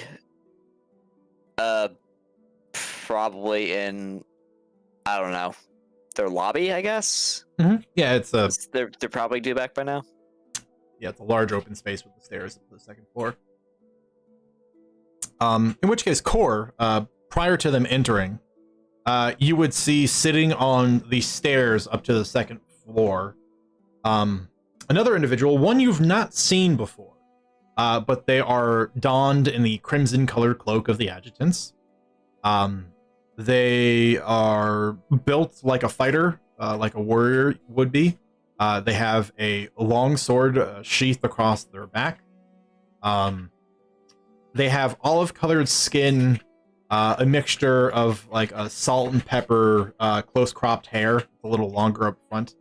A bit of a thick beard, but it's kept close to the chin. But most notably, two details that you can easily see. One of which is any exposed skin you can see, which hands, forearms, neck, face, are covered in a myriad of scars and what look like stitchwork scars. So like surgical scars where stitches were done and then eventually healed through. They've got that sort of multi-layered crisscrossing on him. Two, his eyes, which are slitted like a snake's, of which you would notice immediately when he regards you upon entering the foyer.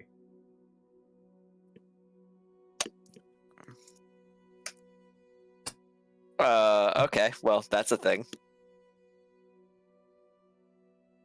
I think when Core sees them, I think Core stops and stares for maybe a bit too long.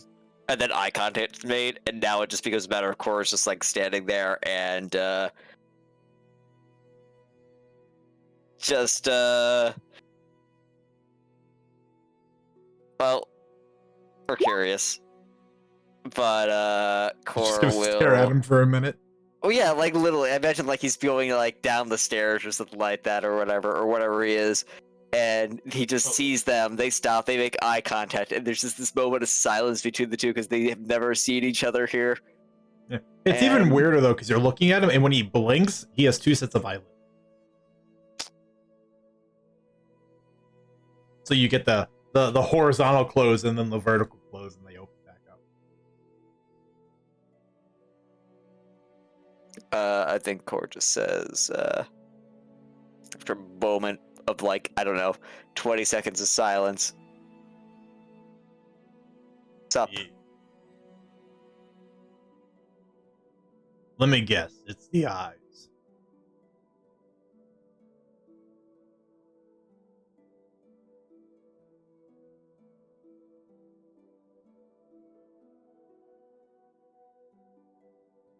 Raises the hand, starts snapping fingers in front of your face.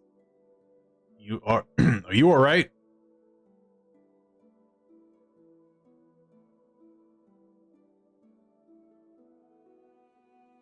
Did we lose him? Don? He's staring really Hello? hard. Hello. Okay, so a fuse blew. Oh, So I'm gonna try to take care of that real quick. surprise. You will be right back. Yeah, and then prompt 2-second break because half the party is missing. I think Sam is dealing with baby again. So I hear him throwing a fit. But yes, She that put actually in the works. I chat- need to run to the bathroom. Yeah, no, it's fine. She did put in the Roll20 chat that she had to start heading out. I don't know if she has something.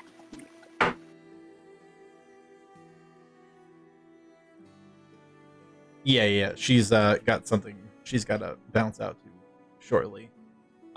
She did say she would be participating via listening in the call. But sense. I think due to the rough time frame, we're probably going to get through some of the character introductions and then get you guys to just outside of the lair, and I think that's probably where we're going. Given the myriad of things we've been dealing with. Yeah. I think my favorite thing about Size Him Up is that Core can just talk to people to activate it, but he never does. No, he stares just stares at them. Yep. Makes it real awkward. It wouldn't be Core otherwise. those rolls. Yeah, you guys today and your luck have just not been doing too hot. 4 consecutive rolls on a performance check. None of them were above a 10 on the dice. And then a 5 on the D100. Yeah, I mean, your luck had to run out eventually. You know? It's just all downhill from here. It is. Really. I'm here. Sorry. I don't know what's going on. I got my things working via phone hotspot. Well, you were last I've got seen some- awkwardly staring at someone. Yeah, Core just was like, "Sup."